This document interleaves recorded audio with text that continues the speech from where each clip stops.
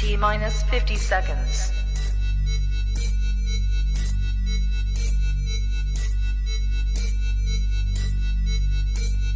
T minus 40 seconds.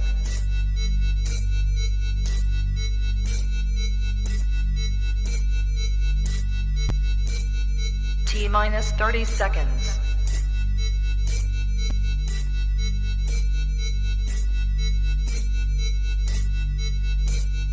T minus 20 seconds.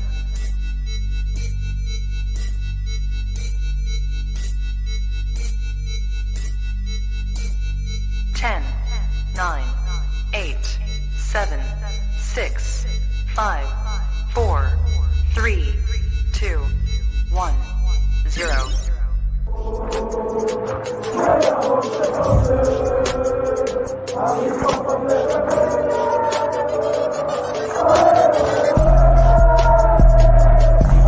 Shout out to Kopish. Shout out to Kopish, guys. Keep all the good work the up. two legends, Emil Heskey, Howard Gill. Can't get much better than that, guys. Yeah. You know what to do now. Like, comment, subscribe. I'm with legends, guys. Kopish.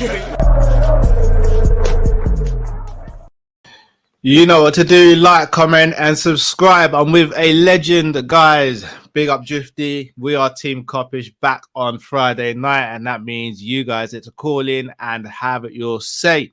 And I'm sure there's a major topic that a lot of people are going to want to talk about tonight, which I can see it happening. Drift, how you doing, sir? I see you. I see you. Yeah. I see you. I see you. John Moore. I've been taking L's, bro. Not tonight, bro. Not tonight, John Moore. Yeah, I see you. And I know that's legit because I see the real bagginess in it. That's that real 90s bro. kit. Look at the arms, bro. Yeah, man could take off, blood. Yeah. John, I ain't taking no more L's, bro. I ain't taking no more L's. Not doing it. What are you saying? Yeah, man, I'm good, man. I'm good. Big up everyone who watched the preview, obviously. Indeed. Big up Rams as well. Yeah, definitely. Because obviously I wasn't able to do the show with you and Rams. Just really want to do like 1-2 minutes on the game. Anyone who watched live knows I chimed in. I predicted a 1-1 draw. That's not me not having confidence in Liverpool. I just rate Brighton highly, and I know they've not been very good since the turn of the year, but they are a team that play very good football. And it's no coincidence that teams such as Man City, Chelsea, they go to the Amex and they struggle for possession. They struggle to create chances. So I genuinely believe it'll be a 1-1. I pray to God I'm absolutely wrong and that we go and batter them or get the 3 points. And you guys all come in there tomorrow after the show and you guys lambast me and say, oh, Callum, you predicted a draw and it was a win. I hope so. I'm just a little nervous about this game. There's not many games where we go to opposition and I get nervous. Brighton is a team, I don't know why, but I always get nervous when we go to the Amex. So hope I am wrong. Hope we win the game.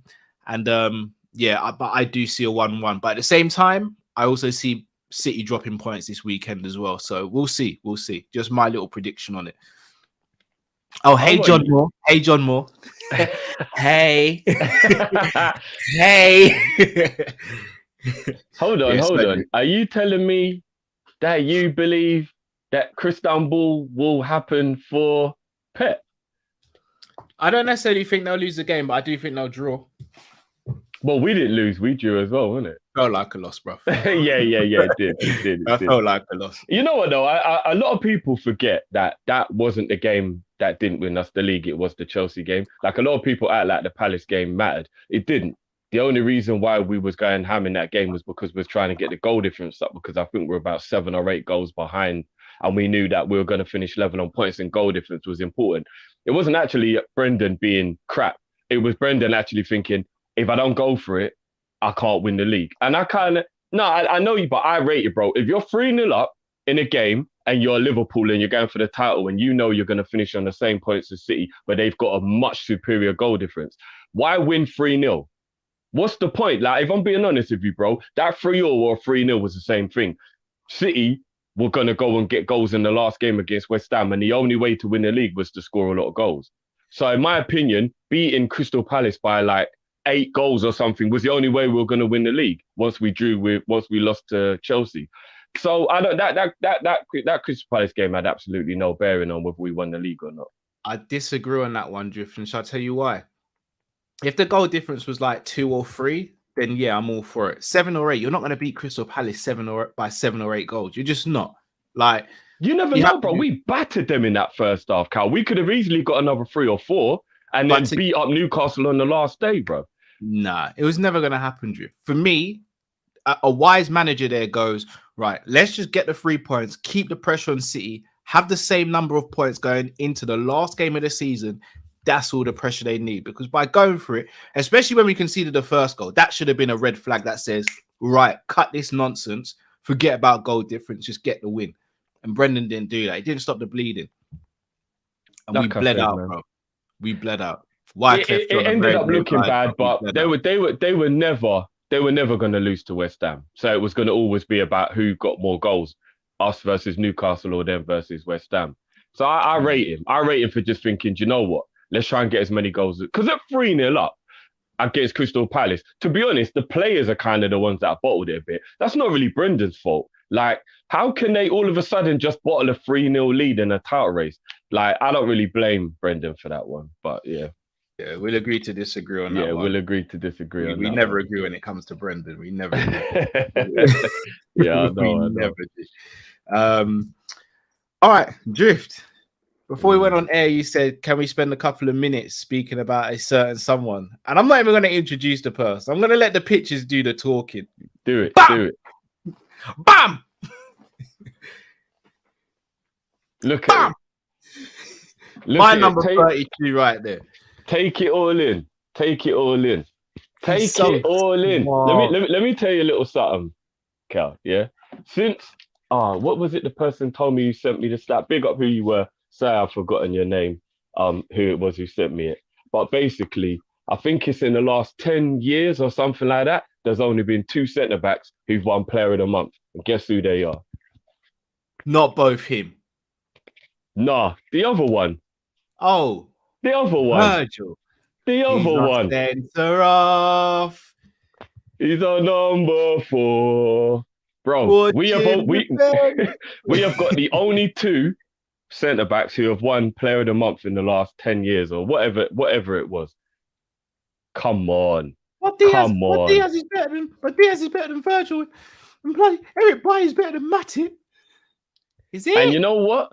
I am absolutely over the moon that this man, this gazelle of a man, is getting the recognition, because everybody looked at me sideways when I was talking about how great this guy was in comparison with certain other players. You're never going to let me live that down, are you? No, bruv, not even you. I'm talking about even when I've been on other shows and I've been on other, I'll say Matip, and people start sniggering and laughing and thinking that I'm talking rubbish. And I'm like, y'all don't get it. You lot just don't get it. And just because he's not fashionable in the way of, you know, like there's like a lot of popularity and a lot of hype and all that around him, this man right here, the way he's turned it around as well, Cal, because no one doubted his ability, but we're all worried about his, you know, other traits, which I won't put into the universe either.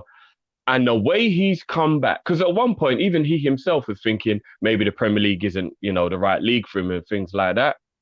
Yo, this guy, I'm sorry, he's Player of the Year so far, without a shadow of a doubt. On the reverse as well, Drift, our physios, our medical experts, they've kind of come under a lot of flack. Don't we have to turn it around on the other side and say, well done, Sam, for keeping him fit for the majority of this season so far as well? Yeah, you do. Yeah, you do. You got to hold the same energy both ways. You can't be biased. 100%. I'll probably reckon there's a lot of maybe personal things he's changed as well. Maybe he changed his diet. Maybe there's a few things he's done himself. Like Naby did. Remember, Naby has been more available than not, even though he has had his injuries. He has been available more this season, and he said he changed his diet and he was doing things to try and make sure that he could keep his body as fit as possible. Ox, to his credit. So maybe the medical team have been doing well, bro, because you're right. Ox, to his credit, hasn't really been injured that much this season either. So yeah, you know what I mean? You do have to give credit where it's due, I guess. The usual suspects keep on getting injured and being out for a little while, naming no names again. Don't want to put jinxes on them. So that's still a bit of a worry. But yeah, he's like, look, There's nothing else to say. This award right here, this picture right here shows it all. He's never gonna win a Ballon d'Or and all those ones because he's a centre back and all that. And we saw Van Dijk had the most perfect season any defender's ever had in Premier League history, and he still didn't even get close. I think he was still third or fourth in the Ballon d'Or. So we know you're not gonna get it if you're a centre back.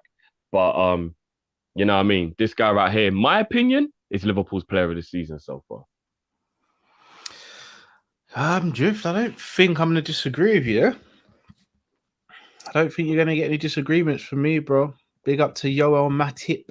Very, very happy. But I'm just over the moon that we've got, in my opinion, the two best centre-backs in the league. Three best. Over the moon. I'm not forgetting Joey G. I'll never forget Joey G. You know why I'm not putting him in there. On talent, he's up there, but you know I can't put him in there if I'm being fair. Yeah. I get that he hasn't had a good year, but talent-wise, no, it's not even a year. It's just we haven't seen him play enough regularly to say that over the last couple of years. Alex George is smoking the wackiest of the backiest right here. Wow, you are smoking the wackiest of the backiest. Alex, puff and pass, George. Puff and pass, bro. I did like a. You're gonna be coughing like Drifty in a minute, bro. Yeah, what's the not telepathic, whatever it is, like you pass me the thing, whatever it is, without actually physically passing me, and I took a couple hard pulls and that one went straight to the chest, big man. That was nuts. That was actually nuts. I don't know what you're talking about there, bro, but we love you anyway, but I don't know what you're talking about. We do indeed. You know, it's overdue, Alex jumping on as well. It is very overdue. Come and rep the Arsenal yourself. Alex did actually try and get in last week, but I don't know if he had to go or what. But I did see him in the background at one point. We haven't. It's been about the beginning of the season last time we saw Alex. Yeah, it's been a while. Speaking of that, should we get the people on now, Drift? I mean, a couple of people want to talk about the Salah thing quickly. I guess we can maybe leave it to the people when they call in. Yeah, I'm sure we're going to get some phone calls about that. Yeah. There's a tweet apparently that was got. I didn't actually get a chance to see it because I was rushing to be ready. But apparently, Fabrizio put a tweet out about it. I'll read it out. Got a shout out to Chris Brack from the LFC Day Trippers. So this is from Fabrizio Romano. Says, exclusive, Salah and his agent have no intention to accept the current new contract bid from Liverpool. Talks have broken down since December as things stand. Most priority is to stay, but not under current conditions. Let's see Liverpool's next move. He's done a video on it. I briefly watched some of the video. Again, it's just opinions. There's no facts. There's no stats. There's no figures. There's no official quotes. Again, I'm not even going to... I'm 50-50 on Fabrizio. No disrespect to him. He's brilliant at his job, but I'm 50-50 on him. Some things he gets right, some things he gets wrong. I don't think he's this transfer messiah that people make out he is. But I think this isn't new news. I think if Salah's contract was sorted, I think we'd all know about it. So I don't think he's giving us any sort of new news as things stand. I don't know how you feel about that tweet, Drift. You make a good point to what you're saying, which kind of helps me to not be as panicky as maybe I would be in another scenario. There's definitely a part of me though that does believe we should become a little concerned about the Mo contract though. I think we've been very blasé if we believe I'm nervous. There's nothing to worry about. Yeah, there's definitely something to worry about in my opinion. Yeah, I'm nervous. But another thing as well, Keegan said it perfectly. But I'm going to be real with you. How much does Fabrizio know about Liverpool? Yeah, there's not many that get Liverpool right, is there? Until everybody knows. So it's like obvious kind of thing. I genuinely don't think Fabrizio knows what's going on behind the scenes at Liverpool, unless there's been this one time where it's been leaked. But again, I don't think so. There was a tweet from Salah's agent. I'm going to see if I can get it up. Pause. I'll see if I can find the tweet, should I say. Apparently, Klopp spoke about Salah's contract negotiations and his agent put laughing faces out. Now, here's one thing I'm not too keen on. I look at the comments and I see Liverpool fans turning around and saying, "Oh, I want Salah to leave. I'm sick of this. He needs to leave because of the agent." Well, really and truly, the agent's doing his job. And again, we presume he's laughing about the situation. We don't actually know what the laughing faces are about. We're presuming. But I'm being real. An agent's job is to get the best deal for their client. He has no affiliation to Liverpool Football Club. He has an affiliation to his agent. Sorry, to his client, and his client is Mo Salah. If we don't you can get agents that are stupid though, and like will get on the club's nerves with the way they act. But at the same time, I'm going to flip it around, and I'm not trying to back up the agent. I'm just saying you've got to see it from both ways. Who's to say that he hasn't said the terms that they want? They feel it's reasonable, and Liverpool have turned around and said we're not going above a certain number, no matter who it is. Wouldn't you find that laughable, considering we will call him the best player in the world? We all call him the best attacker in the world. And again, hypotheticals here, just playing devil's advocate. Let's say their figure is 300k and Liverpool say, right, we're not going over 250. Wouldn't you find that laughable, Drift, when we're talking about Mohamed Salah? I would, but I wouldn't do it in public. No, I agree, but you never know how annoyed negotiations might go behind the scenes. So as we said, since December they've been doing this, or before December. We are human beings. Again, not backing up his behavior, but what I don't want to see is people turning on Salah because his agent has tweeted something, because then that to me shows you're not really backing the guy and you're not really down for him like that, when really and truly we should be. All right, let me just quickly, before we move on, let me just ask you a question quickly. Let's say the club have offered him 300, but he wants 350. And the club are like, look, we're already breaking our wage structure by a lot to give you that. And we feel that's sufficient. And he's just like, nah, look, I want the Kevin De Bruyne type money, or I'm not having it. And we're like, look, 300 is the furthest we can go. Like it's just the furthest we can go. Would you not feel let down by Mo to leave over that type of a situation? Because I would. No. I've got to be honest with you. If you truly love the club the way you say you do, and you are getting a sufficient pay rise, if you still go over money, you're pulling a Lukaku. And for me, that means that you are not really the player you said you were in terms of like your commitment and your love for the club. Because I'm sorry, if you're getting 300 grand a week, you're still on a stupid amount of money that your love for the club plus that money should be enough, even if you're disappointed you're not getting what you think you're worth. So I'll be honest, if Mo decides to leave because the club won't match his ambition, if there's not much in it, I will be disappointed with Mo. I'm not going to lie, I will be. I completely disagree, Jeff. And again, this isn't on you, but the narrative that 300k is enough, we're saying that as people who make normal money. Like their money is stupid money. We will never be able to imagine that sort of money. But it's a work environment. You get paid the going rate for how good you are. It's just the way life goes. Like depending who you work for, though, Cal. No, I hear that, but I'm not being funny. You're telling me Liverpool can't stretch an extra 50k for Mo Salah if he wanted 350? Because I think they can. They definitely can. I'm not saying they can't, but what I will say is, if you have a structure, whether it's right or wrong, and 200 or 220 roughly is like what you push it to, and then you go over that by 100 because you do rate him, if he still ain't happy with that, knowing the structure, I still think then that comes down to a little bit of greed. I have to be honest. I don't. I think it comes down to a case of he knows his worth and he shouldn't be getting paid less than his worth, in my opinion. If you're one of the best in the world at what you do, why should you take a lower salary? Why shouldn't you get what the other players who are in a similar bracket get? Why, if the club love you so much, why shouldn't the club show you the love and push the boat out a little bit more? Because if you're getting 100 grand more than anybody at the club you play for, Cal, then the appreciation is there, and you're just watching other people, and you're watching face, and you're looking at other clubs and looking at what they do. Well, yeah, you're 100 grand higher than anybody else at the club you're currently at. That proves that you are the most important and they care about you the most. No, but this again, here's the thing, Drift. We say watching face, but bro, we all have to watch face. This is football. We have to watch face, but I can't stick up for billionaires and say they can't afford an extra how much a month or how much a week. This is Mo Salah we talk about. We've got the best player in the world in our team right now. Like, why shouldn't he be getting the big money? Why shouldn't he be getting what the other players are getting? There's players around the world. I'm not saying he shouldn't.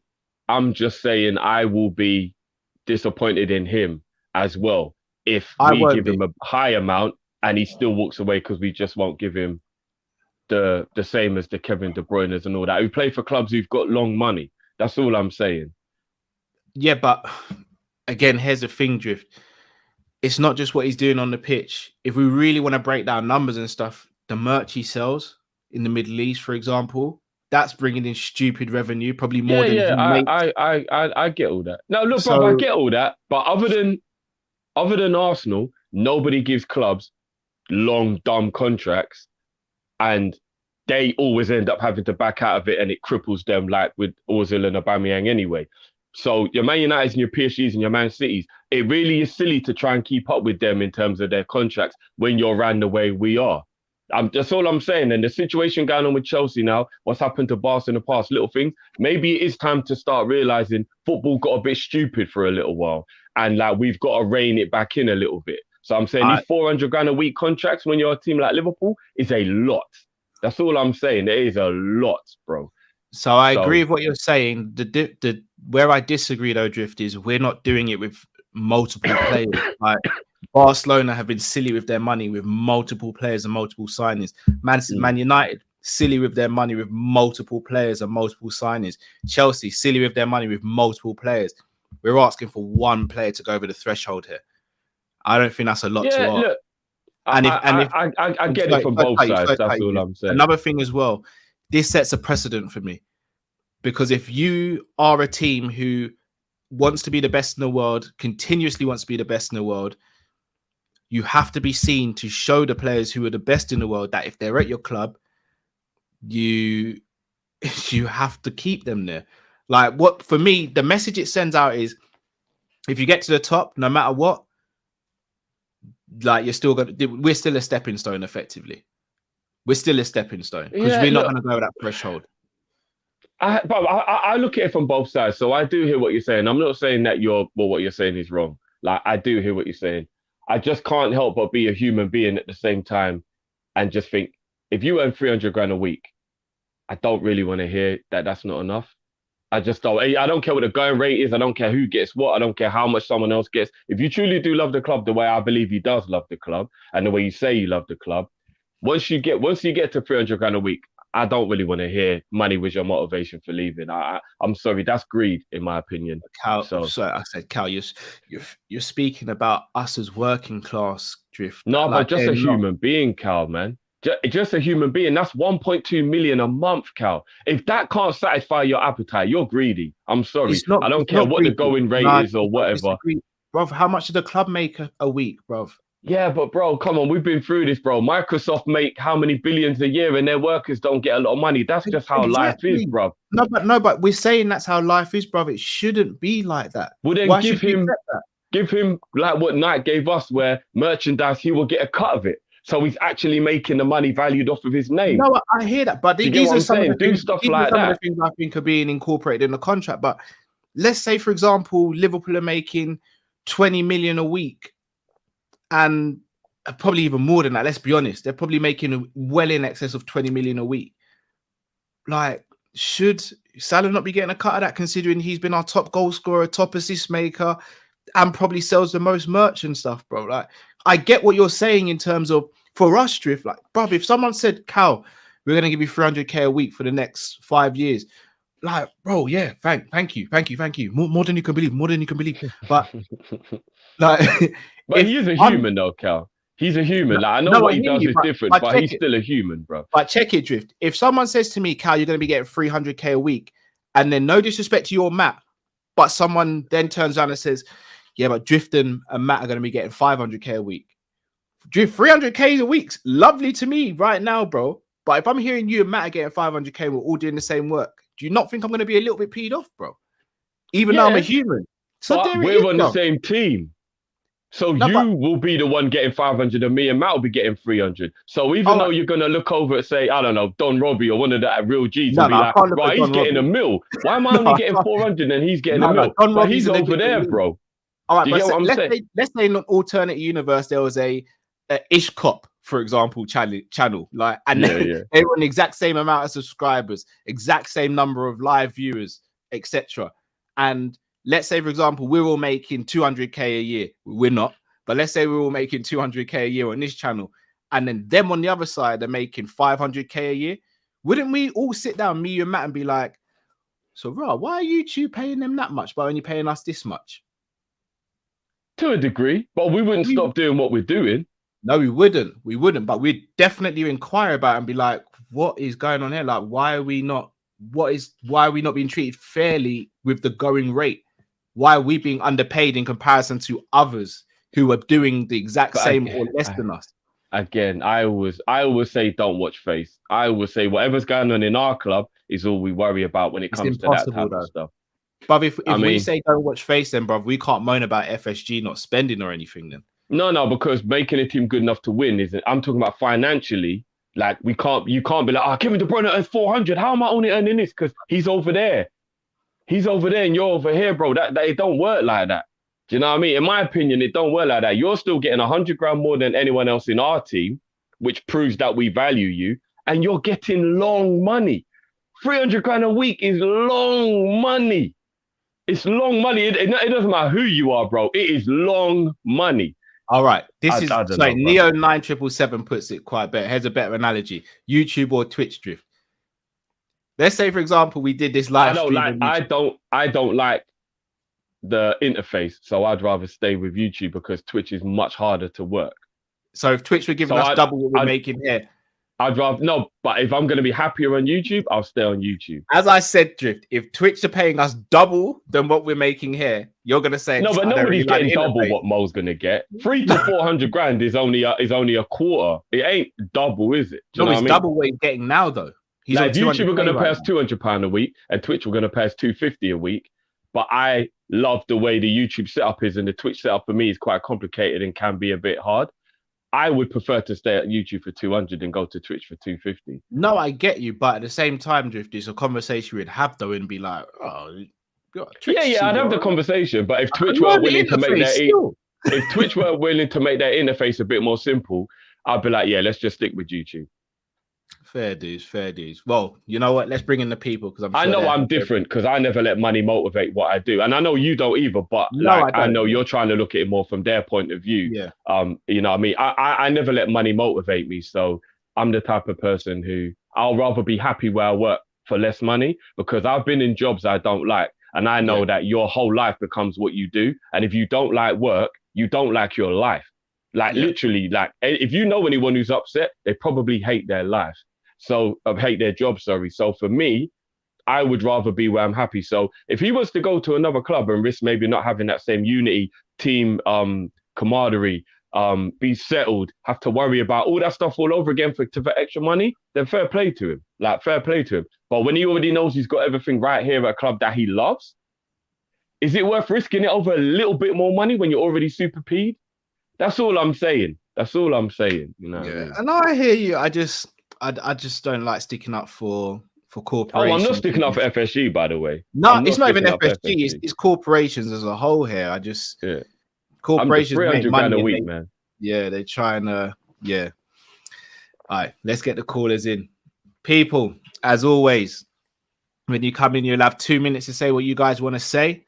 And then me and Drift will have a minute each to say what we've got to say. And we'll obviously be strict with you guys, but we'll be strict with ourselves as well. So please don't get annoyed or upset. We just want to get as many callers in as possible. The link is available now. So jump in. And we have our first caller taking an L tonight because I'm taking a W. Man like John Moore. Hey, bro. How you like me now? Huh? 3 weeks in a row I took L's from you, bro. Hold this one, bro. 3 weeks in a row.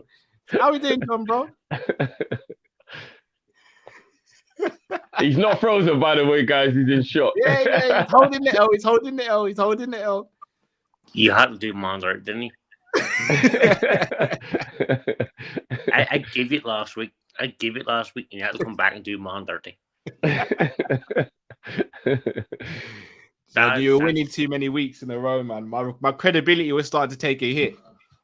I gave it last week. No, but you won last week. No, but everyone in the comments even said you won, John. I said you won. I had to take the L last week. I can't believe you done Monday like that. Drifty, how do you work with this guy? This guy he's a backstabber. He just come right out in the dark and stab you in the back. That's what you do for family, bro. You know what I mean? You don't pick your family. You know what I mean? But all Jews, I love a tap. Thank you. Yeah, bro. no, that kit is cold. That kit is too cold. That is, it's nothing competes with a tap. This kit is special, I reckon man. Cal's got that in long sleeve as well. No, I tried. Oh, I'm okay, trying okay. at the minute. I'm trying to get that long sleeve. I can't find it anywhere. But Bro, I'm the same. I ain't found it anywhere, bro. I ain't found it anywhere. find it. I found one, but it was used. It was in pretty bad condition. Yeah, I can't. Yeah, I Yeah, can't no, I do the can't. use. Yeah. I'm not buying yeah. that. No chance. Nah. Yeah. Oh, what you got for us tonight, brother? Drifty, there's What's one up, thing to put this Mo Salah debate to bed. Is Mo Salah the best player in the world right now? Yeah, he is. Yeah. Right. So if you're the best player in the world right now, would you not want to be paid the wages of the best player in the world? Yeah, I would. Right. So But is Mo Salah wrong in it- asking for 400 grand a week? He's not wrong for it, but I would be very disappointed if it was why he left. No, I don't think that'd be the sole reason is why he leaves. But he deserves to be appreciated by a club. Oh yeah, without a doubt. So he should get 400 grand a week. Easy. He's the best player in the world right now. That's just pure fact. He is. And he's only a one-season wonder. So they say. But moving on. Chelsea. Fucking love it right now. Honestly, the abuse we took over the years from him, fucking. Oh, honestly, I was going to say something I want to say that. How do you feel this is going to affect them going forward? Because just tonight it broke that Barclays have suspended their bank accounts. What? Yeah. Yes. Yes. Chelsea are now complaining they may not be able to afford to move forward and fulfill their fixtures. Fantastic. I mean, Now, I Yeah. don't feel sorry for them one single bit. I don't feel sorry for them. Hit them with everything they have, because then they have won all these trophies and all these cups and Champions Leagues and everything else with dirty money from Russia. For me, that's blood money. It should never have been allowed in the league. And now they're paying for it. They didn't feel sorry for us when Hickson's that in charge. So why should we sorry for them? yeah, nice. I get that. I mean, yeah. Hit them with everything you can. I got a feeling we're going to be talking about this quite a bit, but we'll chop that up now, bro. Let them yeah. fucking bust. I don't give a fucking shit. And then they see if the administrators move in, deduct them points right fucking now. Strip titles. Make John Terry go round and clap titles in a wee basket. Along with fucking his pal Frank fucking Lampard. John, we're gonna chop this up now, John. We're gonna chop this up, bro. We're gonna chop it up. Anyway, respect, guys. Much All right, love. bless you, bro. Big up as always, bro. Big up, Big man. up, mate. Nice one, brother. I tell you what, Cal. With this whole Chelsea thing, I think I love one it. of the things that really made me laugh is they've only got 20 grand allowance for travel expenses. And well, hold on, is this yeah, for the rest of the season up until May? per game, not Oh, for a whole thing. I was Per game. No, but bro, let me just deep this to you. So they're in the Champions League, right? So say they've got an away game at Bayern Munich. So they've got an away team in Bayern Munich, right? They've got to take about 30 people with them or more, including physios, the back staff, all that when they more go. than 30, bro. Well, I'm just thinking about like if you take the 20-player squad and then you take physio, yeah, probably more than 30, but I'm just giving you a rough number. I don't even know if you can even book the flight and the hotel for that many people for 20 grand. You probably can't. So players are gonna have to start coming out their own pocket, Cal. Players are actually gonna have to start paying for their own flights and accommodation. Because I'm not even glad at them prices. These brothers ain't gonna be on a private plane. They're gonna be in economy with normal people going to Germany to see their family and regular stuff. I love it. You're gonna see bare pictures on Insta of like Mason Mount with just a random dude just sitting next to him in the chair, bro. Like it's gonna be, bro. Chelsea. Chelsea. Chelsea. Chelsea. Chelsea. Chelsea. Chelsea. Chelsea. Chelsea. Chelsea. Chelsea. Chelsea. Chelsea. Chelsea. Chelsea. Chelsea. Chelsea. Chelsea. Couldn't have happened to a better team, bro. Couldn't have happened to a better team. Been ruining football since 2005, bro. Chelsea, Chelsea, Chelsea. What, the same team that glorify a racist? Chelsea, Chelsea, Chelsea. The same team that kicked a black man off the Eurostar. Chelsea, Chelsea, Chelsea, Chelsea, Chelsea, Chelsea. The same one that singing about Gerard slipping, yeah? The same one that singing about Gerard slipping. Chelsea, Chelsea, Chelsea, Chelsea, Chelsea, Chelsea. Throw everything at them, bro. Throw everything at them. Throw everything at them, bro. Oh my god. Bro, I think I got heartburn out of nowhere, bro. Throw everything at them, bro. Oh my god. I love it. I absolutely love it. Bro. But yeah, I've got a feeling we're probably going to be talking about it because some other people want it. So let's wait and see if there is anyone else. But there's just one quick comment that I wanted to bring up. Why is my thing playing silly buggers? Which is this one, which I think is actually quite a good point, just to not like dwell on the whole Salah thing. Wawina says Mo isn't the only one who contributed to our success, and the others took decent money. And I think that's something else that we do have to take into consideration because Mo deserves everything Mo gets. He's the king. And we get that. But there is a part of me, bro, that does always also think about, don't always look at what the others are doing in terms of watch your face as well. And also look at players in our squad who have contributed. And whether you like it or not, scoring the goals may seem the most important because it's the glory part. And a lot of people, without goals, you can't win games. But you look at Ali, you look at Flacco, you look at Van Dijk, you look at Trent, you look at Robbo, you look at a lot of players in our team who massively, massively contributed, even Mane, who massively contributed to the success from 2018 to 2021. And you have to say, bro, if they're on a lower wage as well, you do have to take that into consideration as well, that they were cool to take that money. So that is a point. Like, I know Mo is our best player, but we are a team who we've always admitted aren't really based on one individual. We are for one of the only times that I think that Barcelona team under Pep was one, where it's like such a collective. It's very difficult to just go and pick that one guy out, even though you know who the best is, like Messi, for example. But it's still very difficult to not see how that team isn't just a whole collective. Man City, I've got to rate them. They are a team where there's not really a star. They are very collective. Everybody plays their role team. It's not a Man United win the league, Van Persie. It's so obvious he's why you won the league. He stood out so much more than everyone else. So I think we've also got to take that into consideration. We've got the Trents, the Van Dijks, and all those guys not on this 350, 400 grand a week. And they're happy with that.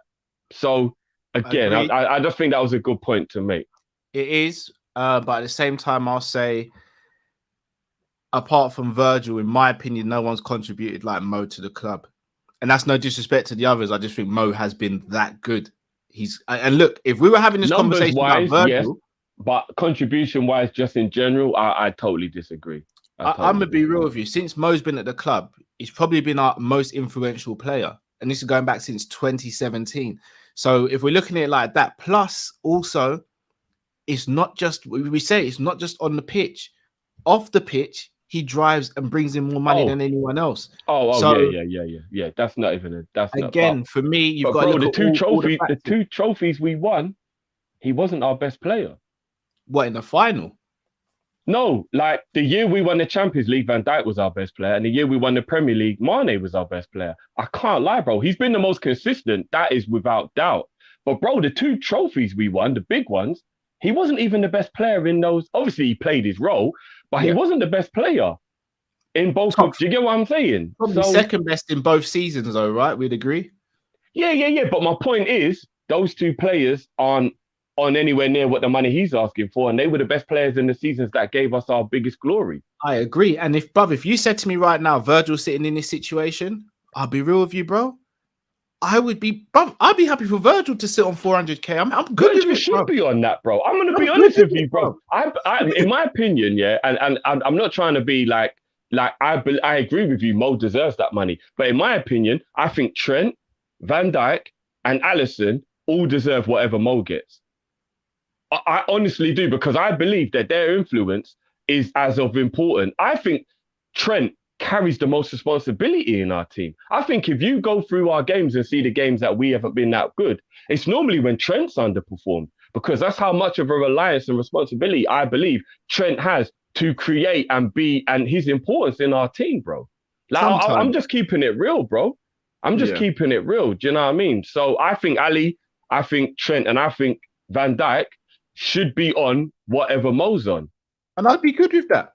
I'd be good with again. So no, I wouldn't. I still say Mo has to get more than them, because it's not just on the football pitch. Like, with all due respect to those guys, do they bring in the and this is where we talk about in that regard, you're right. They don't bring the same revenue. So you can look at that's why I believe. No, go on. So let's say, for example, all of them are worth 300k a week on the football pitch. That, for me, that's not a debate. But then you've got to look at the other aspects around it. How much are these men bringing in other ways? And then you got to be like, well, Salah's, and that's why I believe that Salah should have a massive name rights in his contract, where he gets a big chunk of money he deserves from the merchandise that is his name. But from what I've been told, and I'm not going to put any names out there, but for what I've been told, that is where the snag is. That is where the issue is with the contract negotiation. Oh, well, then that's when I've got no sympathy with the club there, because he deserves every penny that his name earned. Like, so, all right, let's bring in our next caller. The absolute legend, guys. Man like Ryan LFC. What's going on? Oh, what's up? How are you doing, Bridget? I'm at work. And before I start though, Ryan, guys, in the comments section right now, I've just put Ryan's link to his YouTube channel. Once he's finished this call, make sure, or when he finished the show, make sure you go over there. He's on 11.6k subscribers. Get him up to 12 tonight. Big up, Ryan. How you doing, brother? I'm doing good, man. Thanks for having me on, man. It's been a while, new work. Too long. New work. Man. I see you going hard in the paint at the gym as well, bro. What's going on? You, bro. Making me look bad, I love it, bro. The night work was killing me, and look much more better looking at my face. I look more younger, It's more you're on the day. You're on the day thing now, yeah? You got the day shift now, yeah? Yeah. Hey, yes, that's the one, bro. Virgin, I have to agree with the Salah thing. Virgin, I am a person where I believe in loyalty, and Mohamed Salah has done great for Liverpool. But if you keep on saying you love Liverpool, you want to spend the rest of your career. Yes, sometime in life we cannot watch other player get and I think that's the focus. If what Callum said is true with the player right stuff, I believe if he pulling a lot of if him selling a lot of merchandise and all of them stuff, I think he should get money from that. If that's the hiccup. But if the club decides, say, yo, we only can give you 350, accept it. You understand? Even if me, I do a work for one of my brother, I say, say that money they costs, but just through my love you as my brother, I go do it. I think Mohamed Salah can take a pay cut, Virgin. That's what I believe. That's a great way to look at it, bro. If I charge £500 a week to decorate, and you're my brethren, and you say, boy, you only have 300, I'm gonna do it for 300. Yeah, that's how I look at it. And then why me I said, if you love somebody, it's no way you should have make money make you and them part. That's how I believe. You're getting good salary, the highest paying ball at Liverpool. Not even Stevie Gerrard see the money our Salah get. His Salah make a bigger Different times though, different times. It no matter, but Gerrard make a big impact on Liverpool. And but brother, if Gerrard was in this team now, Gerrard's on 400k a week. Oh man, Gerrard a legend, man. Gerrard would be sitting on 400k a week right now if he's in this team because he'd be the best in our team. Yeah. I don't know if he would, you know. He better be. Yes, you know what really hurt me still, Salah, I tell you God Almighty truth. The way how much Salah, how many money. This is what we really need to find out, bro. This is what we really need to find out. When him come and live from Salah come, him always get more than Mohamed Salah. Always get more than money. Oh, we've lost right. Anyway, I really appreciate you guys. I'm going back to clock in back and work. So, Bridget, I'm still love on the brother. I'm still watching program. Nah, we know, bro. We know. Come on, bro. Come on, man. Love always, man. Big up, man. Yeah. Bless you, brother. Don't work too hard, man. Don't work too hard. No, I prepping me doing all of them things there and beat out the side of the car when the car they mash up and thing and all of them things. So I don't look like Jamaica where me have my back. No, easy. They have machine and everything for do that in Canada. Nah, big up, man. We'll talk soon, man. We'll talk soon, blood. All right, big up. Big up. Man, like, right, make sure you go. Tonight. Yeah, definitely make sure you go subscribe. You know what? Can I just see how many the things we got? Yeah, I'm about to do that now. I was like, raw, boy. My pile up. Selection says, what are we saying? Anthony, Neto, Diaby, or Rafinha? We ain't gonna be Neto this summer. Had a feeling Salah's agent behind this. I would sell Salah this summer if we can't find an agreement. We'd have to. You know what? Just quickly as well, big up Lakers for pointing out. Sizzler, I did see something that you just said, but man was in the middle of the conversation. Have respect, man. Just have respect. You know what I mean? Oh, what did he say?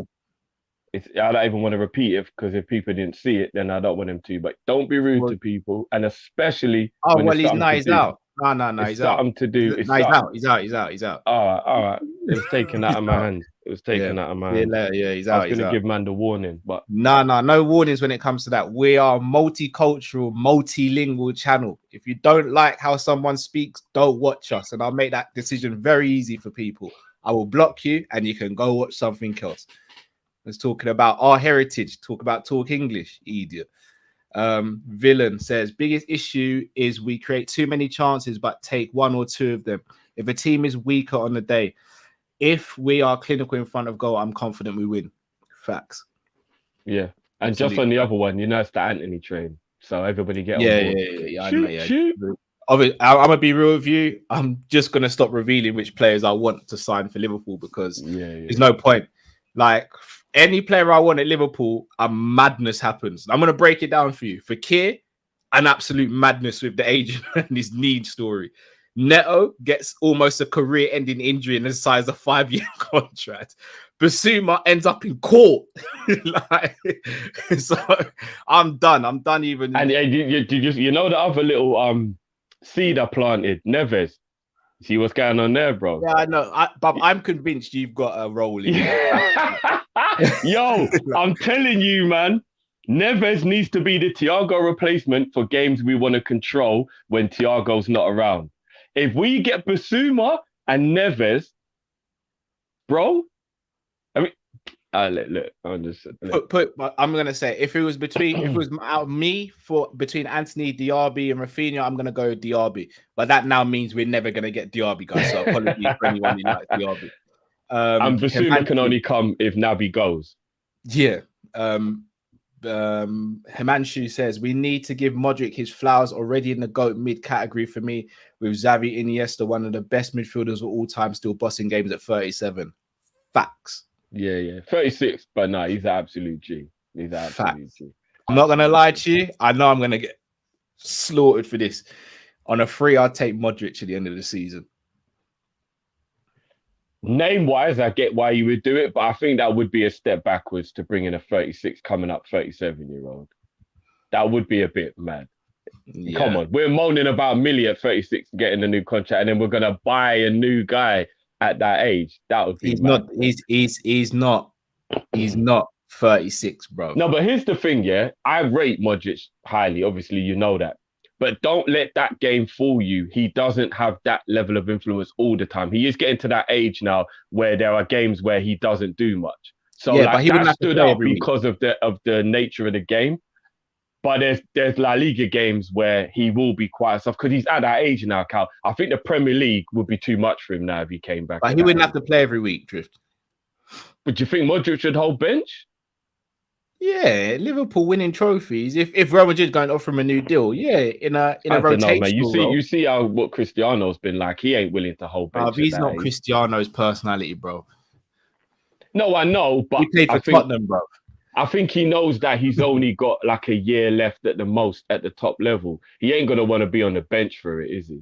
Bro, McAllister came in for a year or two, brother. Look what we did with McAllister. Modric, bro, I'm taking Modric for a year at Liverpool on a free. I'm doing it.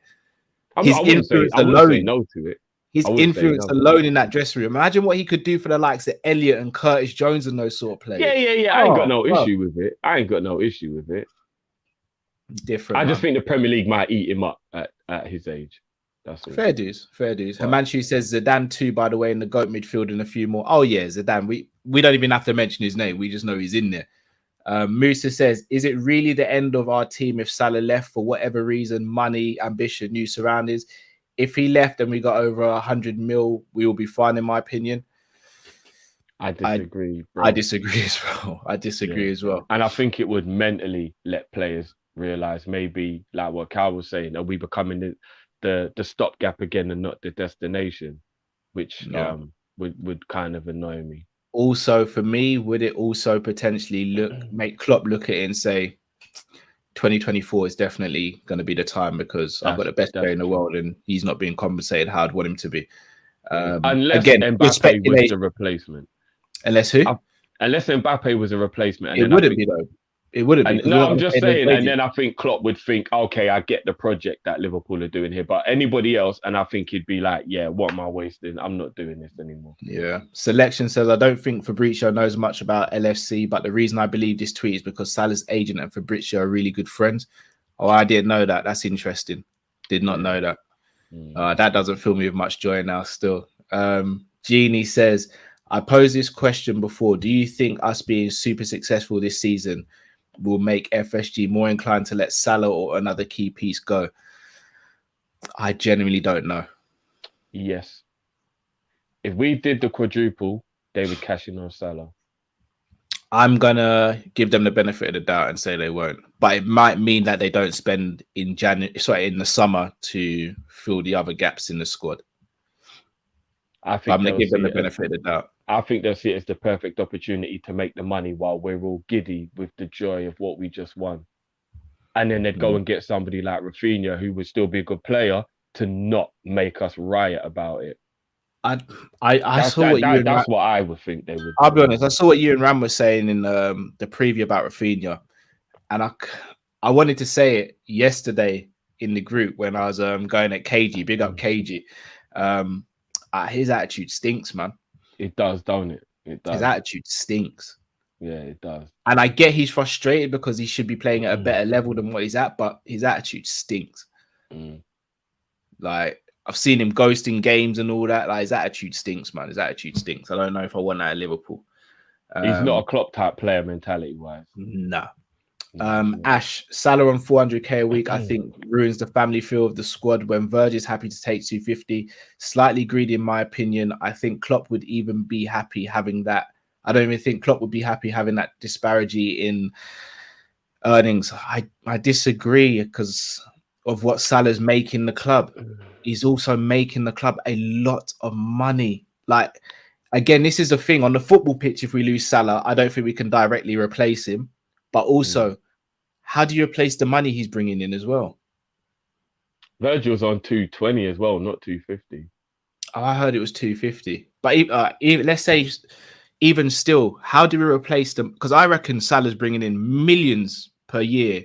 I believe Salah's the most marketable footballer in the world, especially now that Messi and CR7 have fallen off.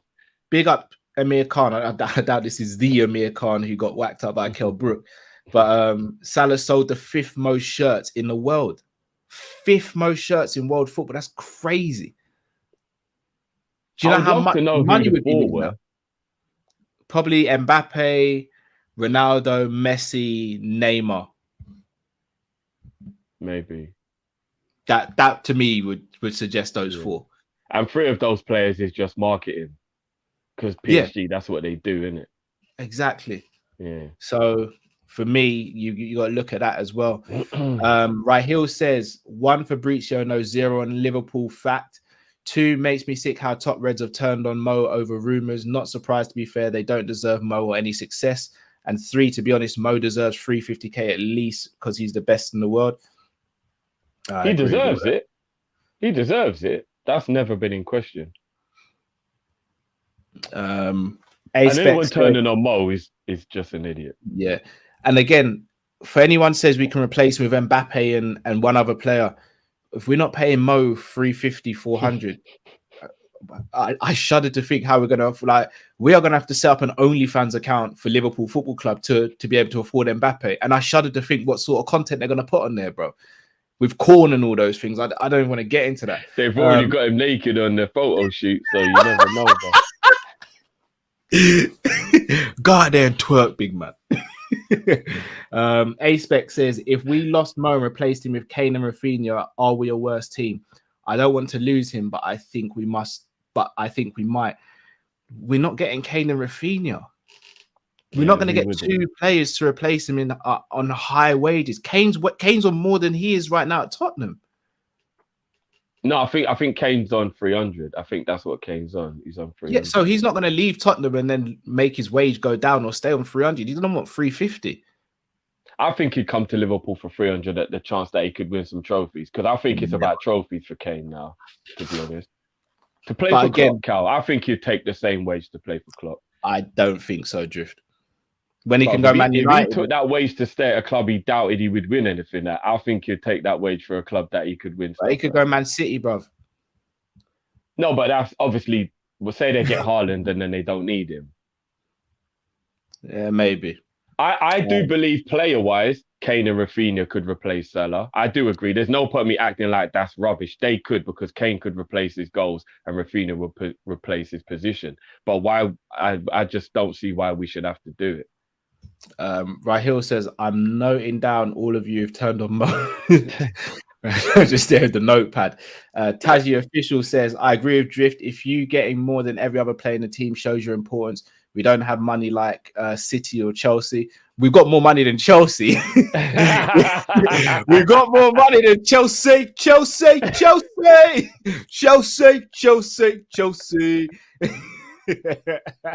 I never thought I'd say that in my life. We are richer than Chelsea, boy. Woo! I'm richer than Chelsea right now. I'm richer than Chelsea right now. I'm rich. Kopish is richer than Chelsea Football Club right now, bro. Like, we're doing all right for ourselves. You know what I mean?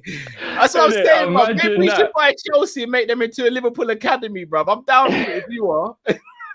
Like, take out a little loan here or there, you know, like that. Yeah, we need a backup right back. What's Reece saying? What's Reece saying? Reese's pieces. Hey, Reece and Kante are just on loan at the moment till the end of the season. I love it.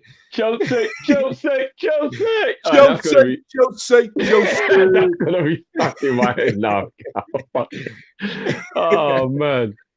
Jay Finn says, if LFC give Mo 400k, VVD may want 350, which they deserve. Soon as LFC open that door, Callum, it's going to be hard to close. This is football, though, bro. I agree, Jay, but this is football. Like, you have to move with the times, and this is where we're at now. We're one of the most successful clubs with some of the best players in world football. This is what the expectation is. You know what I Aaron just thought Day- about, bro? I just thought about Chelsea having to do some of them charity events where like women who fancy the players get to like bid for a date with him. And and he's on the stage and he has to take a step no forward. lighting, no liking. And like, anybody going for 200 for the night, 200, anybody got 250 for the night, 250 for the night. No lighting, no liking. Aaron Oh my Day, God. I'm with 50. Mo should be careful what he wishes for. Grass isn't always greener. Agreed, Aaron, the grass isn't, but also life isn't always better when you sell your best player either. We saw that with Suarez when we sold him and how he was replaced. So it works two ways. Taji says, LFC, this team recharged his career, showed gratitude. He has showed gratitude. He's been here for 5 years. He could have bounced after a couple of years. He's been here. He's still here. He's showing gratitude. Ash says, Salah can ask all he likes, but he ain't getting 400k at Liverpool. I'm happy with that. We have a structure that's been successful and hasn't attracted mercenaries. Mo will regret it forever if he leaves. It's a 50-50 decision. 50-50. He could go on and have a great career outside of Liverpool and we could sit back and think, well, we should have given him that extension. Or he could go and do a Torres and we could just laugh about it. So 50-50, but it's not a risk I want to take personally. All right, let's get the next caller in and then we'll do the rest of the super chats in a bit. Great background. Stats man, how you doing, sir? Not too bad. Can you hear me? Yeah, we hear you, sir. Yeah, we can. What's happening, I'm bro? fine. Okay, just want to get through a couple of things. First of all, I'm glad that we lost in the Champions League. The reason being, it gives us a kick up the backside because I think we're getting too casual. So I think for tomorrow's game, we'll be more focused. That's I see that. I see the logic behind that. I see that. The next point is, I know we've got Forest in the FA Cup. Now it's an away game, which means there's going to be no VAR. Right? Which means you rely on the officials to get that offside right. We play so many high lines, and I saw the Forest FA Cup game, the last game. I swear there was a player that was offside, and the linesman said, no, he wasn't offside. If that happens, we're going to be in trouble. So we can't afford to mess about with this high line away. If it was at home, fine. Away, no. Also, I agree with that. That's a great point. Also, they've got their right back, Spence. I think he'd be it's about 12 million. He'd be a good backup for Trent. I know Bayern Munich and there's a couple of other clubs around Europe are looking at him. So we need a backup for Trent. So he's on loan as well, right? He's a Middlesbrough player. He is from Middlesbrough. I think is he from Middlesbrough? Yeah. I think he's a Middlesbrough player on loan. Yeah. So 12 million doesn't sound too expensive, and we need a backup for Trent, and he looks half decent. So I think we should have a look at him as well. The other thing as well that John was talking about was about Barclays not financing Chelsea. Chelsea. Right? If they have to pull out, can't fulfill their fixtures, that would mean that their games will be expunged. So in other words, all the games they won, points will be deducted.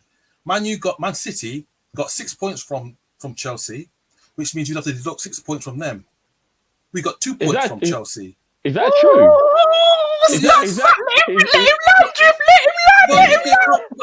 If they can't finish their games, all the points they gained have got to be removed. So anybody who won, Man City won both their games against Chelsea. So they picked up 6 points. We drew both our games, so we picked up 2 points. So they have to deduct 2 points from us and deduct 6 points from Man City, which means Man City will be 2 points ahead of us, but we've got a game in hand. Think about it. Oh, you know what? I know that's too good to be true to happen. I just know it is. But that would be amazing if it did, though. But that would be amazing. Wrong. And then what would happen before the end of the season? Then would everybody just be given the 3 points for their game? Then effectively, then they wouldn't be given the points. They just deduct all the points. So that way, nobody gets an advantage. No, like the remaining fixtures. So like Arsenal and Man United still have to play them as an example. Would they get the 3 points, or would it just? No, those games wouldn't take place. Okay. It's as if nobody have actually played them. That's what it should be. Okay. And then it'll be 36 played rather than 38 at the end of the season on the And table. this will make Okay. Callum even happier. They get Go on. relegated because they're on 0 points.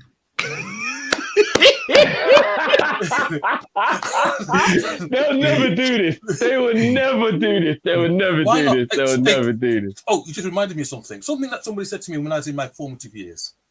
When it comes to the government, you could be working all your life. You pay your taxes, you pay your national insurance. You assume that when you hit 65, you get your pension. Look what the government's done. They moved it. Is it 68 before you get a pension now? There's no guarantees you're going to get your pension when you retire, or they pay your taxes. So when the government decides to do something, it happens. If the government decides, you know something, we're going to wipe out Chelsea, that's it. They've got no say in it. Ooh. Chelsea. Tell me what you Chelsea. think what I've said. Chelsea. I think what I've said is correct. Cool. All right, look, you've come in and dropped some big That's bombs. man. There's that, man. We'll have to chop that up. That is some big bombs right there. Love it.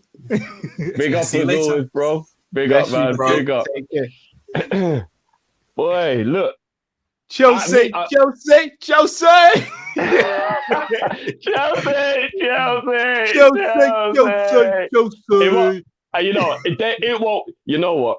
I tell you why I don't think it will happen. Even though it'd be absolutely sensational in terms of like them getting the points taken away. How funny that would be for City, right? There's too many livelihoods that would be affected, I believe, for the government to go ahead. Like, I know it sounds really stupid, but when you've got that many fans, what are we saying? Maybe about 100 million fans worldwide or whatever, and they're such a staple of the London community in West London, I would be very, very shocked if the government went that harsh. I'd be very, very shocked if the government went that hard to relegate them. I would be very, very, very shocked if the government relegated them. Because he's right, if they get all their points taken away, they're on 0, and then they got to go down, innit? Gotta go down.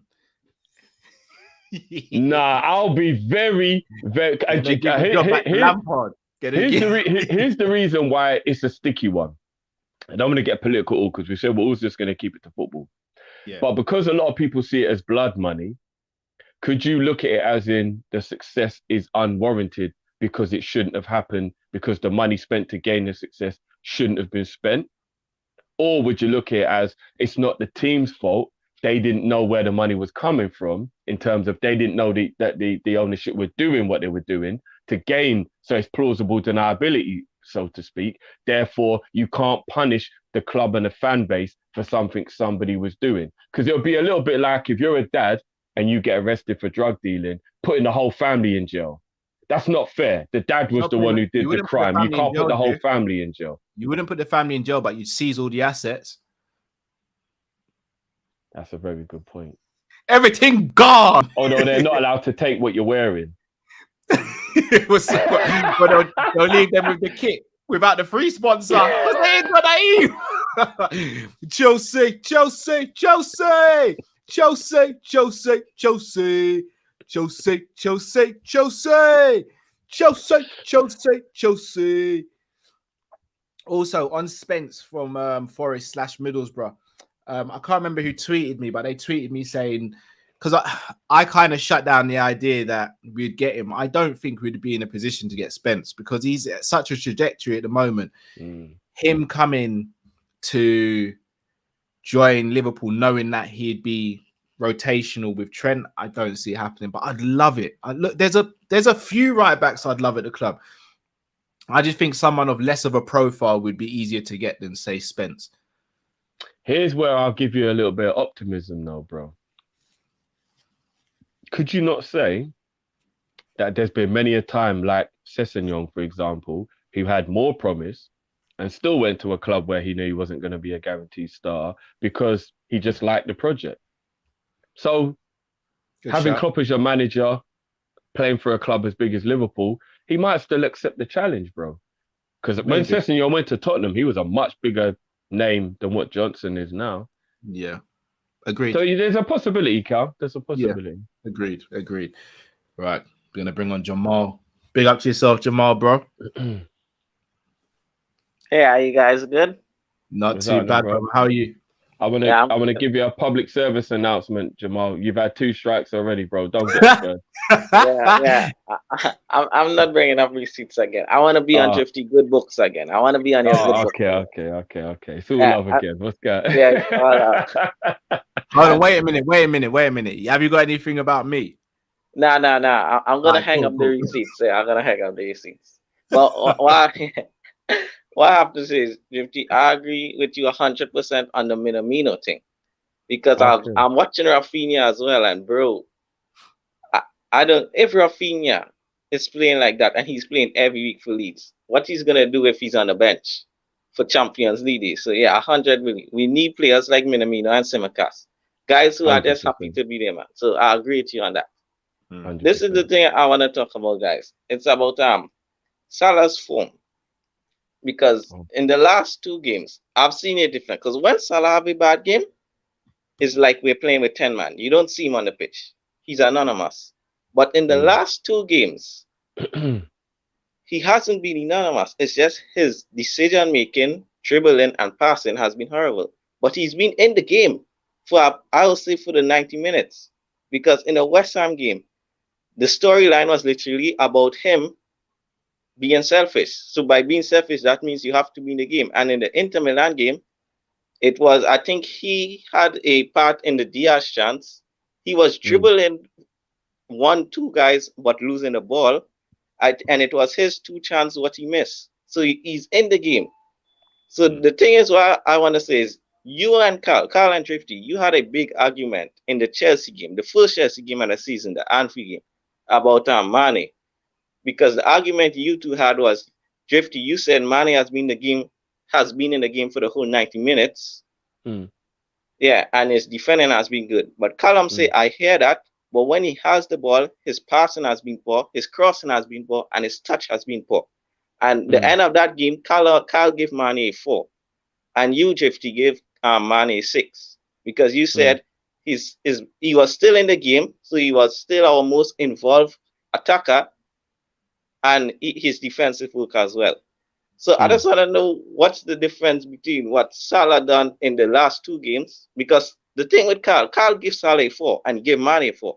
But you give Mane a 6 and you give Salah a 4 for like the same reason. So I just want to know, because what I noticed about Salah in those games as well, when he dribbled the ball, he actually tracked back when he lost the ball. I don't know if you guys seen that in the last 2 games. So yeah, Jeffy, I want to know what's the difference between the Mane game and Salah being in the game, but he does not. I want to know what's the difference. You said you weren't coming with receipts. No. This isn't receipts. I can play. It's not the same level of defending. Yeah. Making like the odd running back isn't the same level of actual defending. Like Mane will clear corners. I agree with that. Yes. Do you get what I mean? From being in the right position defensively from corners, he'll really cover Robbo when Robbo makes the forward runs and stuff. Whereas with Mo, I don't believe that he does the defending in that same way. So you're right. If you do get involved in the game for the entire game, you're right. I don't necessarily believe that Mo was helping out defensively in the Inter Milan game or the West Ham game. So, you know what I mean? But I mean, each of their own. I think what's brilliant about player rating is that everybody always has a difference of opinion when it comes to player ratings, which is what we love about football. That football is mostly opinionated, apart from facts. How many goals did you score? How many goals did you concede? So, you know what I mean? I mean, I can't remember what we gave Mo in the West Ham game, but I don't think his score was that low. Yeah, I think it was a 4. No, not for the West Ham game. Have you stunk out the place, bro? You stunk out the place. Did we give him a 4 for the West Ham game? I think we gave him a 5 for the West Ham game. He stunk out the place, bro. He stunk out the place. Yeah, and that's my question before I go. I just want to ask you guys, what do you guys think is Luis Diaz's potential? That's my question. What do you guys? You're a legend as always. We'll chop that up now, brother. Because certain men are saying he's gonna be like Neymar. I'm just saying. Me. Here's my chest. I said it. All right, guys. Love, guys. Sub for Big up, the brother. guys, man. They're the best Liverpool fan channel, and they make it feel like a home here, man. So respect, and I hope Thank Matt's you. well. Yeah, I hope Matt's Yes, he's okay. good. Matt's good. Yeah, Matt's yeah. good. So Yeah, peace out, yeah, guys. yeah. Bless Big you, up, All bro. love, man. right? See? All love. Yeah, it's good, bro. It's good. I don't understand that type of stuff is cool. Come, you know, I'm here for those type of debates, Yeah. bro. All Yeah, I'm right. here for those type of Peace debates. out, But you guys. still See? got two. You're still on 2 strikes, big man. Love, man. No, Bless big up, you, bro. The Diaz question. I think Diaz can go on to be the best left winger in world football. I definitely are. I'm not going to go as far as to say Neymar. I know you're kind of ramping when you say that, but people I'm will not. start getting I'm not carried even away with ramping. it, bro. I'm not even ramping. But like, I'm the one who wanted him here. I love Diaz. And he can definitely become the best left winger in the Premier League, if not the world, if he continues on the trajectory. That's an absolute fact. Neymar though, I'm not gonna go that far. Neymar, I know Neymar's getting a lot of stick and all that, but Neymar's the type of player I think people are only gonna appreciate when he stops playing. Neymar's an absolute different level baller. I find it really hard to understand why people go so ham on Neymar. Like I really do. It kind of confuses me. But yeah. Fair dues. Next caller. Kind of supposed to rebuttal everything I just said, boy. We're gonna agree to disagree on that. I think bro. Neymar's the perfect example of how much you need to also have the mental side of not being distracted, though. I definitely believe he's outside distractions stop him from being the absolute best on the pitch. I agree with that. I know he drinks alcohol during the off season, he parties a lot. That type of stuff isn't going to allow you to have the Cristiano Ronaldo type longevity and, you know, have that, you know what I mean? Like, there's a reason why James Milner and Modric and these players are 36 still balling, because they take care of themselves. You can't drink alcohol for a whole summer. Like, I get all of that stuff. I do get all of that stuff. Pims, you know. Yeah. I get all that stuff. But then, do you know what, bro? I will probably say that Neymar, as not as extravagantly, is a perfect example or comparison, to John Jones. It's so naturally given, he's taking it for granted, and he's doing dumb things that's going to stop him being the elite of the elite. When really and truthfully, we know if we look at the talent, if you'd have put in the dedication that, say, a Cormier did, or like how a James Milner does, or whatever, then he could have been the best to ever do it. I agree. I'm disappointed in him for those reasons. But I also say, if you're going to tell a man to sacrifice his youth, it's also a big thing, because as much as you chose to do this, and you should be very privileged to do this, especially with the money you make, I can't lie, Cal. If I retired at 36 years old and I never got to have any parties, go out with friends, enjoy the things you do when you're young, there is going to be a part of resentment I'm going to feel to losing that part of my childhood. And you see it with superstars and people. Sometimes there is a resentment, or there is a regret to not living while you're young, because you're only young once. I think that's one thing people can never take for granted. And there's some things that you can only do when you're young. And you have to understand that as well. Do you know what I mean? Hence why I always advocate for footballers and athletes getting as much money as they can while they're playing. Always will. I always will. Same goes for UFC fighters, boxers. Go get your money. Sacrifice way more than the average person. Go get your money. I'm down for it. Next caller, Henry. Welcome to the show, bro. Yo, what's good? Can you hear me? Not too bad. Yeah. What's happening, bro? Word. So just really quickly, a couple thoughts about Mo, and then a more important topic. But I just want to say there is precedent for top players taking pay cuts to help their team. And the example that comes into my mind, like, I'm American, so I think of Brady. Brady left like tens of millions of dollars, probably more than $100 million on the table, taking pay cuts over the course of his career, because he was addicted to winning, and he wanted to win more than he wanted to get the extra bit of money. And is that with the Patriots in it? Yeah, and people consider him like the greatest player of all time in the NFL. So there is precedent for people being like, I've been paid enough. I want to win. I'm prioritizing that over everything else. So I want Mo to get paid. I think FSG should pay him, but there is precedent to take a pay cut And honestly, I feel like other people on the team are already doing it, as other people have mentioned. But a more specific point that I want to bring up is I feel like FSG has a bit of a conflict of interest by owning sports teams in multiple sports. So it's not just that like FSG own multiple football teams and they want to see all of them grow. They own a hockey team, a baseball team, and Liverpool. Now in the US, there's a massive like competition for viewership between sports, and the market is absolutely massive. And you can't tell me that if you own a major asset in 3 different sports that are all competing for viewership.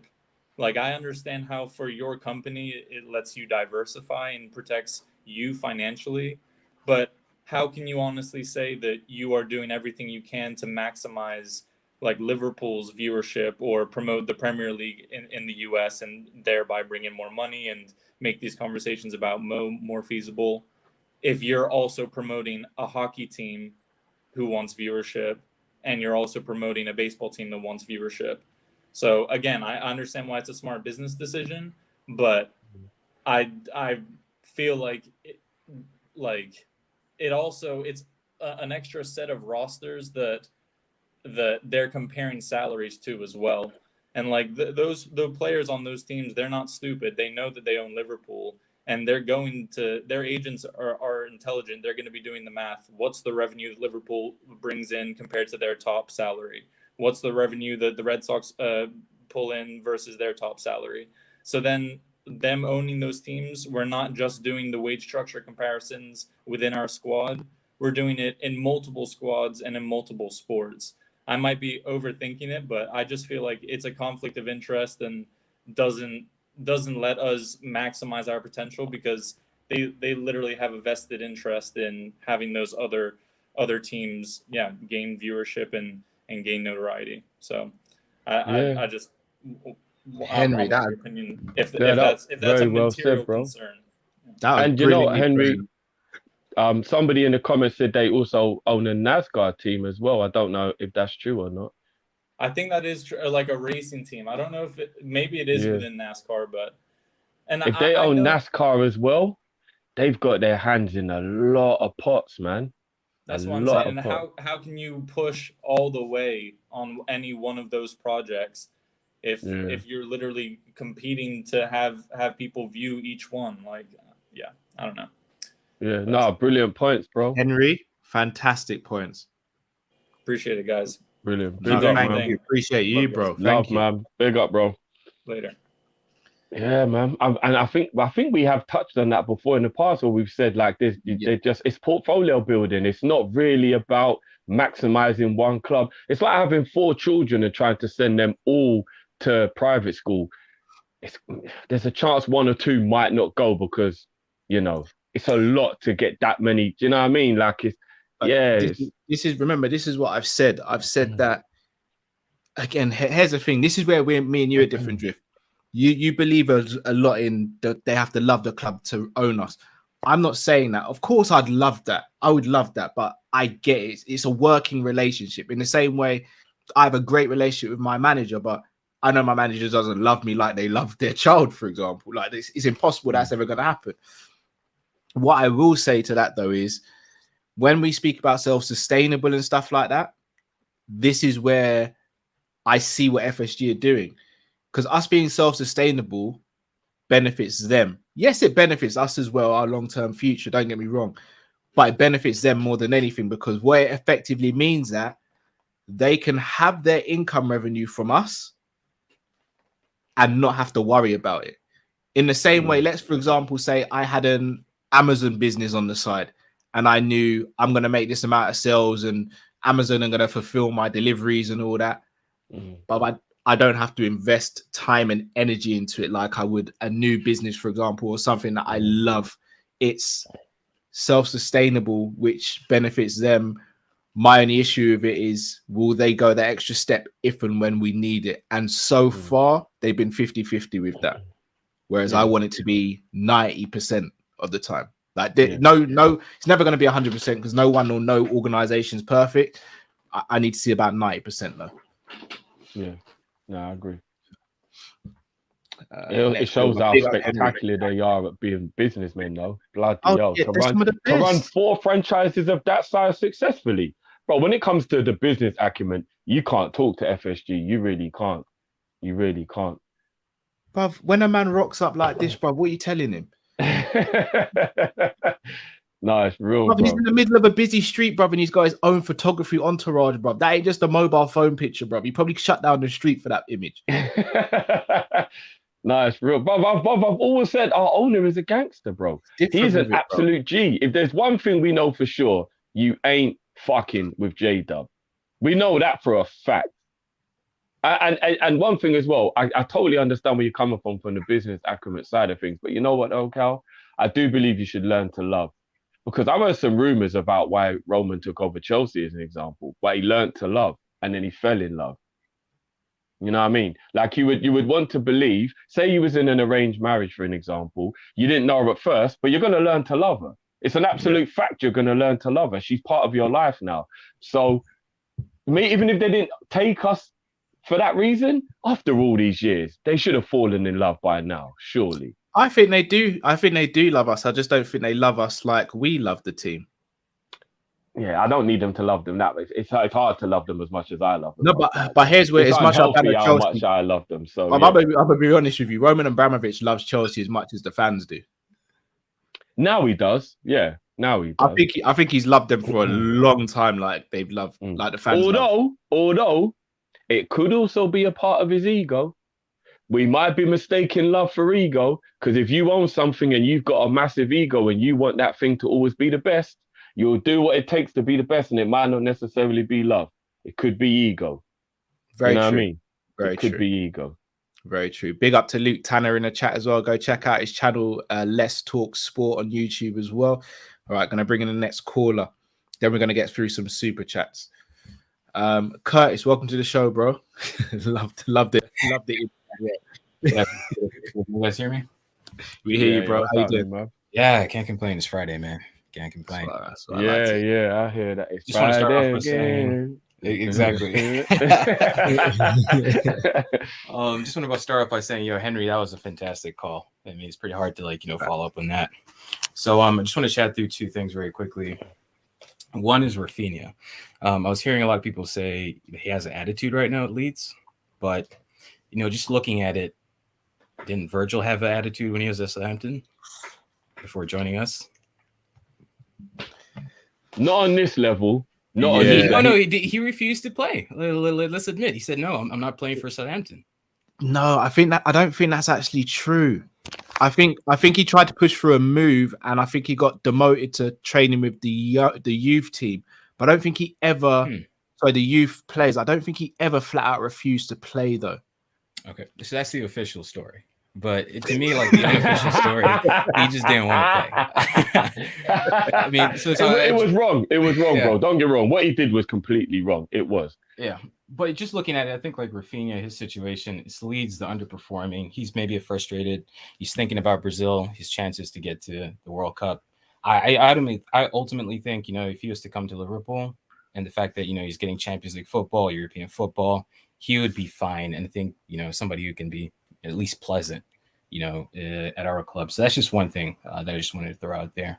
Yeah. But the main thing I want to chat about is Salah. So we know that 300K or 400K, however much he's looking for, it's really competitive, very difficult for us. But for me, the biggest thing is if we cannot, give Salah what he's looking for, and I think FSG are firm that, hey, this is how much we're willing to offer you. I think we should just keep him until his contract runs out. But this summer is the most opportune time to move on Haaland or Mbappe. One is free and one is potentially coming in at 60 million, to be honest. And the biggest thing for me, I know, Cal, you said that merchandise and the whole contract situation, but Mbappe and Haaland are Nike athletes. So I'm looking at it from this perspective where, we can chip in, but if Nike want to have their signature footballers who are both young and potentially going to be the face of their brand playing for an elite team, which is a Nike team that is no, we're the number one Nike team. Let's be honest. Chelsea, they might fall off. Barcelona, they aren't performing pretty well. So I'm looking at it from that lens that I think we honestly have an opportunity to kind of put our bid in and just say, hey, listen, let's come together. Let's call up LeBron James. let's get Mbappe in the line and let's just make it happen. I honestly feel that, I think it'll be, something that we should do. And especially just bringing in Mbappe right now, and then Mbappe, Diaz, Yota, Mane, Salah, just for the next 2 years before Klopp leaves. Come on. So I know this is completely random, but I just want to ask because I can tell that you're an American. I mean, I'm not making an assumption. You're American, right? Absolutely, I am. Yeah, so I don't like. It's obvious, but I just still don't want to make assumptions. Is it Nike or is it Nike, bro?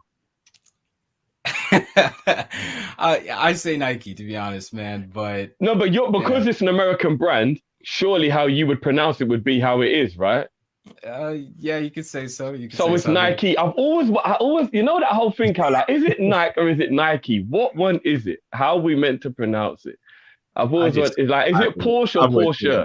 Like, yeah, you could. I mean, I've never thought about it, but I just say Nike. I've never grown up with it. You're asking to represent $1 billion company. No, but I would assume that how you say it in America is probably how you actually do say it, right? Because it's an American company. Yeah. So I guess we can go with that. Yeah. Okay. Cool. Sorry, before we let you go, Curtis. Mm-hmm. I hear what you're saying, and look, you know how much I want Haaland. And would I take Mbappe? Yes, absolutely. But if we're not paying Salah those salaries, and he's been here for 5 years already, what makes you think we'll pay Mbappe and Haaland those salaries as new players? You see, that's a great question. Well, number one, the biggest thing for me is Salah's he's an Adidas player, right? And we're a Nike team. So the way I'm looking at it is like, yes, we're going to have to offer something competitive to Haaland and Mbappe, correct? But I think we can kind of draw in the Nike influence here and just say, okay, maybe we can offer something which is maybe a little bit less than the 300K or the 400K that he's looking for, but then Nike can kind of compensate for the rest. That's what I'm looking at it from right there. But number two, it's Salah's 30, to be honest. So he's 30, 31, however old he is. Yes, it's going to be tough, man. But like Mbappe and Haaland, they're the future, to be honest.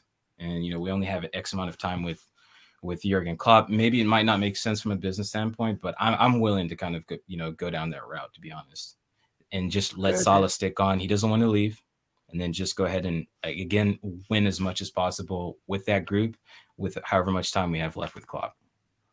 So let me get this straight, Curtis, before we let you go. You want us to bring in Mbappe or Haaland and keep Salah? Yeah. Why not? But what Curtis is saying is going on the predication that it will be he remains on 200, but just sees out the year and he leaves for free. So we get a year out of him without high salary, but at 31 years old, he'll leave the club for free. But because we have Mbappe, it would be okay. We did that. Somewhere in Boston, John Henry just spat his cigar out, bro. Let's be honest here. Let's be honest here. If we know for sure that Salah is going to be leaving, what club in their right mind is going to pay the right value, the full value of what we can get from Salah with this short amount of time? What club? Sure. Other than PSG, going Adidas as well, Curtis. Yeah. Other than PSG, what other club? I can't think of anybody else. So it's like we're like a very tough, tricky situation. But for me, I would honestly just keep him, let him see out his contract, and then kind of look towards the future.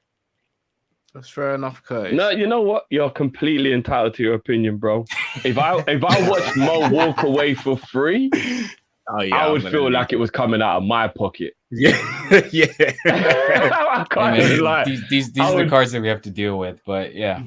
But I get your logic in terms of if we was to bring in Mbappe or Haaland and just have one elite season with them all before Mo unfortunately moved on.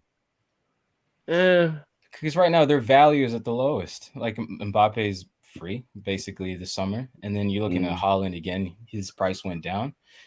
Who's to say, like, if we don't agree anything with Salah and we sell him, how are you going to get a replacement? That's what I'm worrying. That's what I'm worried about. And then in about a year or two, who's going to be available that we can actually sign? Yeah, So, I mean, there's a lot to kind of definitely consider. some truth in that. Yeah. Anyway, guys, appreciate it. No, Big up, appreciate bro. you, Curtis. Big up, Thank man. you, bro. Anytime. Peace. Take Big up. care. That might let's be get the best name out of all the call-ins. Yeah, 100%. Cal, welcome to the show. Hey guys, how are you? Not too What's bad, happening, bro. man? How are you? I'm doing all right. I wasn't expecting to come on because I thought you were going to go through super chats. Everything's a bit surprised. Yeah, I was like, Yeah. oh. Do you want a bit of time to prepare? I can go through super chats if you want a bit of time to No, prepare. no. I mean, no, you're not on it was camera, a so you shock. can just put it down and finish billing it after, bro. Don't worry.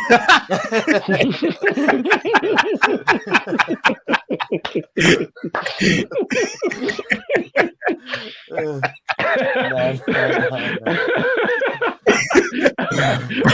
He's saying, man, drop the roach in that year. Forgot that camera went on that shit. Oh yeah. Oh, thank God for that. It's not like a Zaberi situation. No, what's You don't have going to on, worry though, bro? about that. My questions kind of revolve around Ox and Chelsea. Not together, of course, but Oh, okay. I wanted to start with Chelsea. Since we know they're kind of in the mud at the moment, what players do you see kind of forcing a move out? Because we already know probably Rudiger's going to leave because he's out of contract, and Christensen is looking to leave to Barcelona, I'm sure. Yeah, The player I think I that's pretty much done. Yeah. The players that I'm pretty sure will want to leave are Reece James and Mason Mount. And I could see one of the them two Chelsea going boys, bro. The actual Chelsea boys. I see they got that Chelsea ruthlessness in them where they'll just jump ship. They've been bred to if you be train like him that. to fight and can't be upset when he turns around and punches you up, I guess. Basically, I could see Reece James going to Man United actually because they need a right back.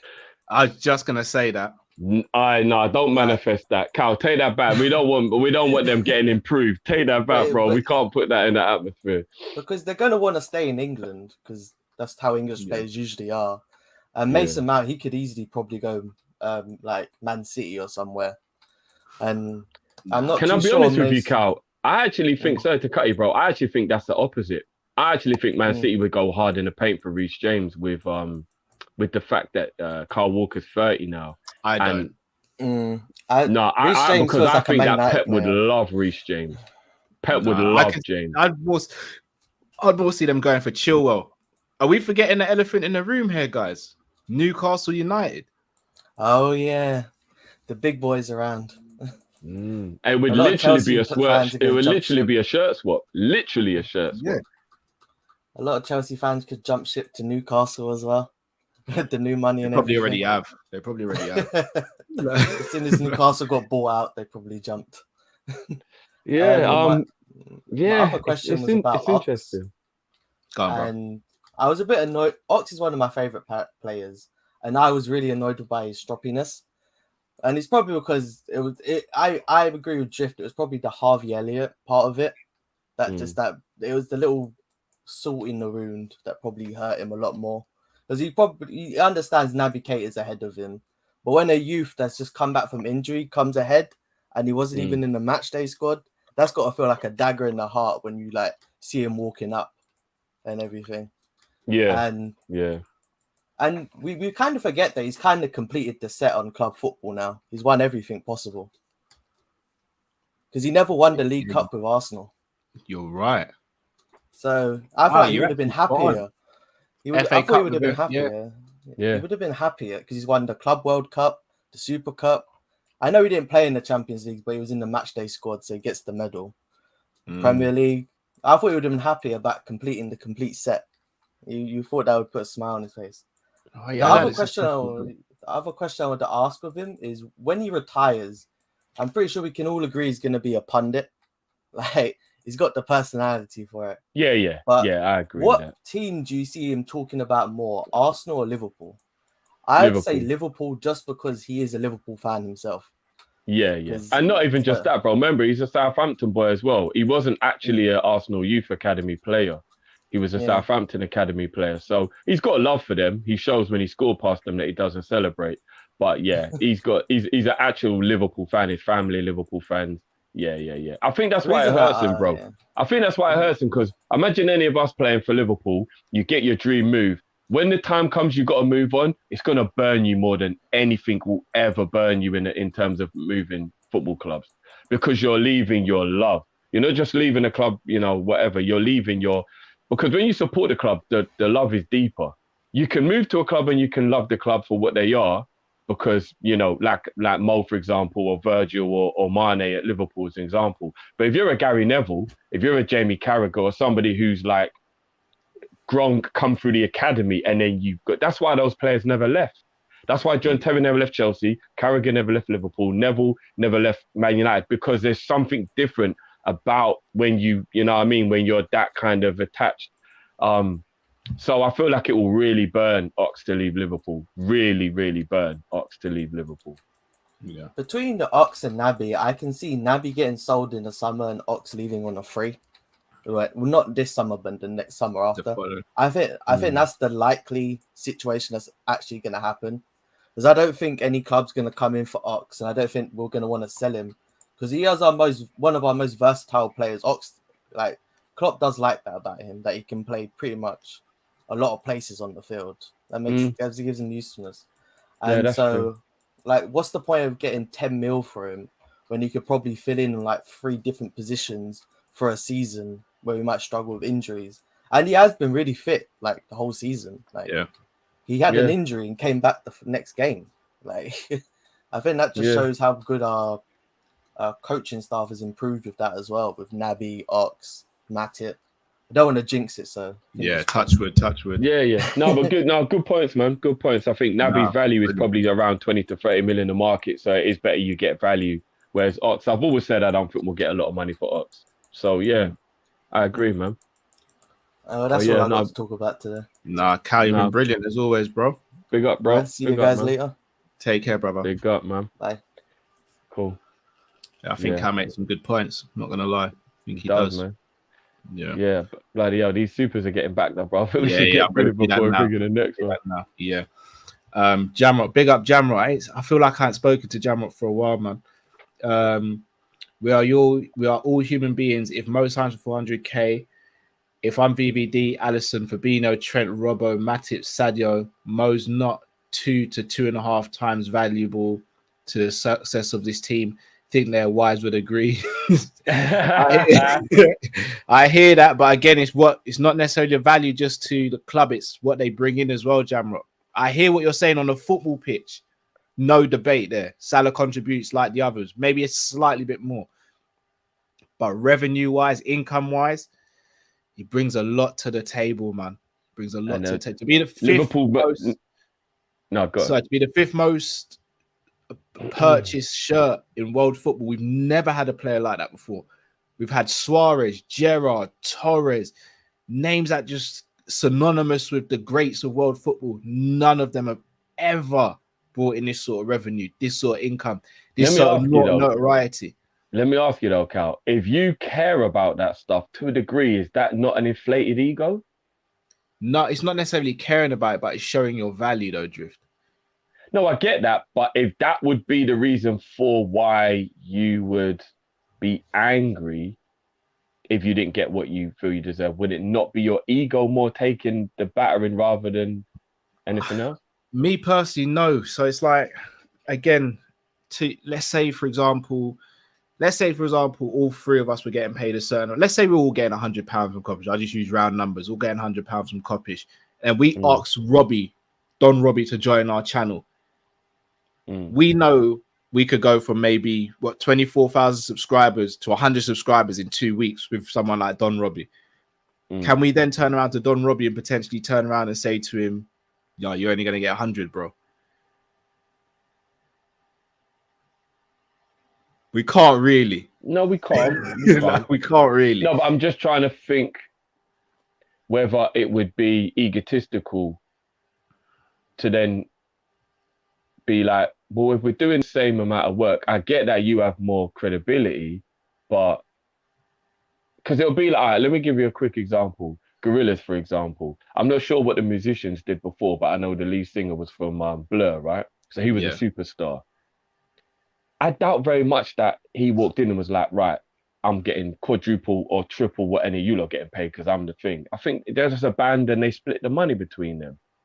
He's still the lead singer. He's still the one who's the absolute superstar. But I would be very shocked if I spoke to them and they were like, yeah, he gets triple what we get. Like as a band, do you get what I mean? And he's the one who came in with the reputation.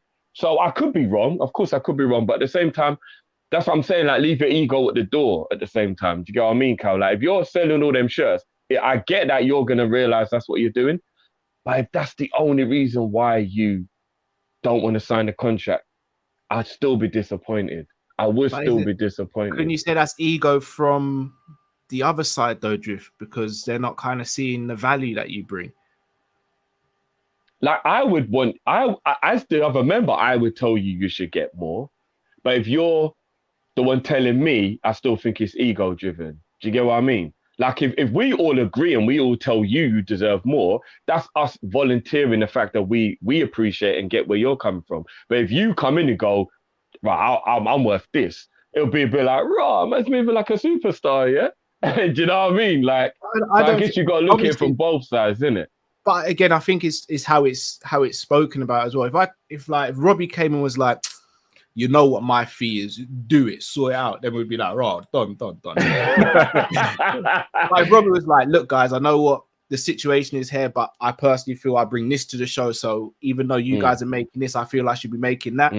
I'm gonna be real with you, bro. I'm gonna sit back and I'm gonna say, yeah. You're right. Robbie, you're right. No, you're right on that, because as long as you come with complete normal humbleness within the point that you're making, you're right. We will sit back and go, no, big man, for real. Yeah, you get the biggest split. So I get where you're coming from. But then what if we said, well, bro, can we not just keep it even because this is how we're rocking? And then he goes, nah, I'm not coming then. Is that not an ego if he turns around and does that? No, I wouldn't blame him because he that's his worth. That's his worth to himself. Again, just depending on how you. If he turns around and says, "Guys, I appreciate what you guys are doing, but I can't sign to those terms," I'll be like, you know what, bro? No hard feelings. I get it. I genuinely would. Yeah, no, I get it. I think Jamal makes a point though. Human nature will turn around and go, "Oh, this brother's getting twice as much. I know he's good, but he's getting twice as much." I get it. Human nature will make you do that, and then you do have to worry about that. You do. Yeah, very true. Diogo says, Drift and Cal, all this contract uncertainty will derail us from accomplishing the quad, ? Nah, you never know, though. You never know, bro. You never know. Nah, not for me. P. Al says, Gunner, 3 Mane on FPL Drift. Can you work your magic? So triple captain, I'm guessing that means. Boy, good luck. Here's the thing. I don't even know if Mane's going to start tomorrow. I would start him, but I don't even know if he's going to start tomorrow. Selection says, Nkuku is another I hope we are actually after as well. If Salah goes, brilliant player. Not fully sold on Nkuku, but I know Matt's watching, so I don't want to go into it, man. It's long having to tell the family to hide in the bathtub and all that, man. Right. It's long. Musa says, I do think there's a compromise from both sides. The club are right with the structure and Salah is right with his demands. Now meet in the middle. Completely agree. Give me one sec, bro. Why are you doing the supers? I'm just going to go start it. Give me one sec. Yeah. Go for it. Troy M says, if we lose Mo, that money needs to go replacing his goals, not necessarily replacing his position. Unfortunately, these folks cost big wages. Completely agree. All right, guys, while Drifty's not here, how can we prank him? Quickly in the comments. How can we prank him? What can we say in the comments? All right, let's just say Mo's handing in a transfer request, yeah?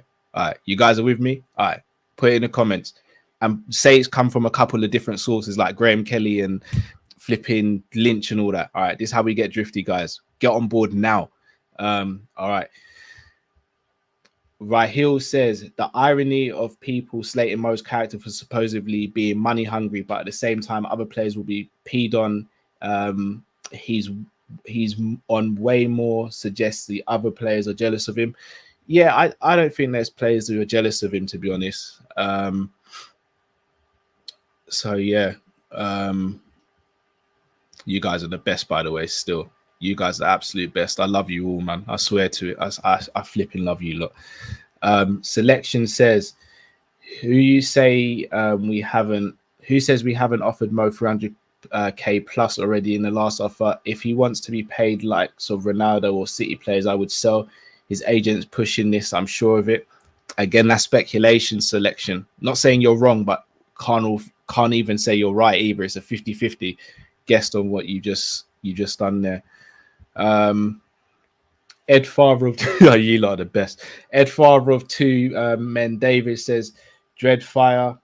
Salah isn't just about extra shirt sales. He's the most marketable player in the Middle East, especially the Arab nations. Facts. Yop says Salah to Man City is possible. Rumors saying he's fine staying in England with our owners. They'd sell their souls for a quick buck. We can't sell to Man City. I don't care how much they offer. That cannot happen. If that happens, then I riot. I fully riot if that happens. I don't think that will happen. James says, how likely Salah signs a new contract? I'm around 65% mark right now, not going to lie. To be fair, in Rafinha's defense, Shaqiri had a bad attitude when we addressed bad attitude was addressed before he arrived, and that was non-existent at Liverpool. Very true. Very true. Mr. Dare I say it, Drifty says, do you think for Kane to get his move this summer, if City get Haaland, he should do a Coutinho to get his move? Who do you think Kane would choose, us or Man U? If we offer the same salary as Man United, he comes to Liverpool. I don't think we would, though. So I think he goes United. And I don't think he would do a Coutinho. Taji says, Cal, wouldn't you look at Mo just like Phil? No, because Mo's come out several times saying he wants to stay at the club and he wants to be at the club for years to come. Coutinho made a conscious effort to leave Liverpool Football Club. So, yeah, no, not for me. They're not the same. Pete Al says, won't help team from Liverpool, their voters from Chelsea. Won't help team from Liverpool ever. I don't get that super chat. Ahmad, bro, we're gonna have to send you the link for next week, bro. DM me or Drift, and we'll make sure you get on one of the first next week, bro. Official AMD speak says, bless up Kings. Chelsea have been granted special permission to fulfill their fixture list. That's a shame. Chelsea. DJ says, the game is the game. The Chelsea bants. I'll be here to drink your tears when Klopp leaves and you collapse back to the Warrior days. I can't wait. You got some nerve, bro. You might not even have a Warrior, bro. you lot might be getting sponsored by yourself soon. Pimping Distresses, Cal singing Chelsea. Couldn't have happened to a better club. Facts. Pimping Distress says, you guys buy the club £1 and I'll throw in the red paint. I can see it now. Kopish Training Center. Hey, Reach drop. Give me 50 big man. Oh boy. Kadir says Chelsea. Coutinho. Chelsea. Had to add a Coutinho for Cal's purposes. Big up as always, Kadir. Footy Sense says Neymar goes misses and assists and goal numbers are dead. That's one for Drifty, not one for me. He's looking into the camera hard. He's looking into the camera hard. Whoa. Neymar's numbers are not dead. This season cannot be a barometer of his entire career. Come on. We can't do that. Come on. Selection says, if we lose Salah, I think we'll go back in for Saka if Arsenal fail to get Champions League. We came close to signing him on a free in 2020, according to Greece. I'll be over the moon with Saka, but not at the expense of Salah. Base faces space. What's your number for Salah? 300k? Mine's 400. I think 300 is sufficient. Right. If he gets more than that, he deserves it. But I think 300 is sufficient. Oh, I've just been in the other side of the chat, bro. This can't be true. No, it can't be. What's that? Salah's handing a transfer request, bro. Bullshit. Probably. What, in the middle of the season? Nah. But James Pearce, Paul Joyce, who else? Fabrizio. Oh no, surely not. You have, bro, you have to pull that out before I believe that shit. Pull What, that the out. Where's tweet? it? I need to see that on Twitter. That needs to get pulled up before I believe that. Bruv, everyone on here is saying to check Twitter and all that. Demarizio saying it. No, if he's handing a transfer request, that's mad. Something's really broken down if that's happened. Give me 1 second. I need to go check this shit. Can you still hear me? Yeah, I hear you, bro. I'm going on Twitter right now. Hold on. I can't believe he's handing a transfer request, bruv. A day before a game as well. Bruv.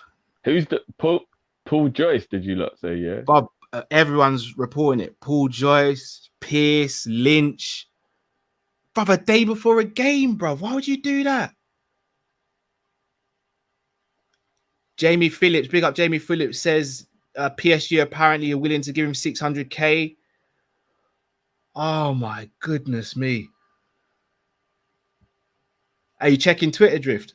Yeah, Paul Joyce's last tweet was from the Times. You lot are chatting shit. Hold on a minute.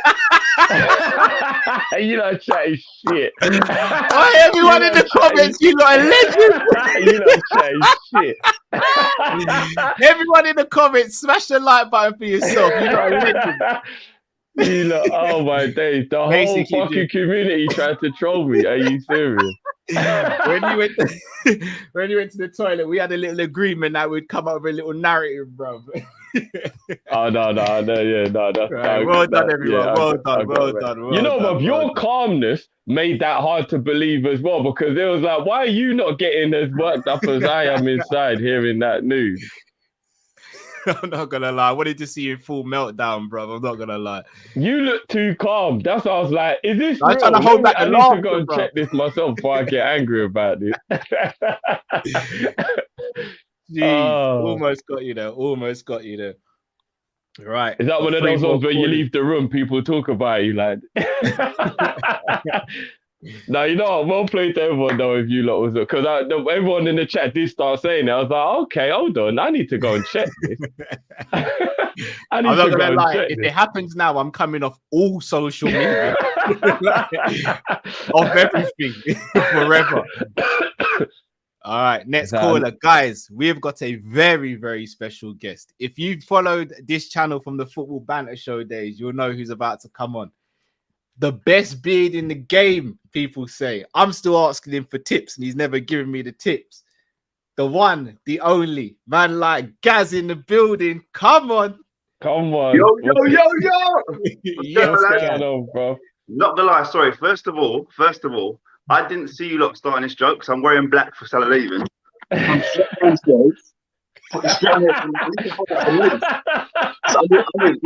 like, what? Mate, the heartbeat is through the roof. I think Kelly in the comments was like that as well. Yeah, I saw a couple people in the comments that I didn't know it was a joke, so it was more. There was a couple people who didn't get it as well. Look at the grace. Look, 11 grace. No, I can't do that kind of stuff. How you both doing? No, bro. What's going on? Just loving it. You know what I loved from earlier as well, Drift, was the I don't want to say anything bad because it's early in the day, but fuck it. And I was like, there he is. I don't want to swear, but fuck it. Yeah, it was like 2 in the afternoon, and I tried my hardest, but you know, with it. What football days? How you both like? You know what? Great show again, lads. As always. Come on, bro. Come on, man. You know what I mean? The original OG, everyone already knows already. Bro, you laid the foundation, bro. I think I've aged about 50 years since then. There's been a lot happening in Liverpool, you know. But yeah, no, my point, lads, is someone touched on it earlier about Chelsea. I'm thinking we should go to Chelsea while they're in this state and get Mendy, Reece, and Kante back up to Alisson, Trent, and Fabinho. Facts. About all this when I keep seeing this come outside stuff from Reece James because he scored a goal. I'm like, give it a rest, lads. Chelsea, give it a rest. Chelsea. Hey, Chelsea. Yeah, I think give it a rest. But Yeah, I've seen a few mixed things from the Chelsea supporters. Obviously, I'm not going to get into the political side of things because obviously there's a whole other story there. But yeah, just you know what it is. It's a very, very good season so far. If we could do the quad and Everton get relegated, I'm not going to lie, I'm not watching football ever again. My life is peak. I'm going to go to volleyball. I'm out. I'll give you your roses or flowers and I'm out.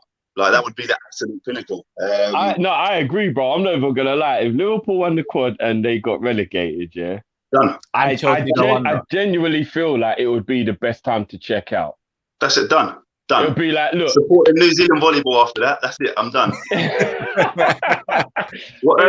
It never gets better than that. It never, ever gets better than that. Pinnacle. What would you lot see as a successful season, bearing in mind what stage you're at right now? I know.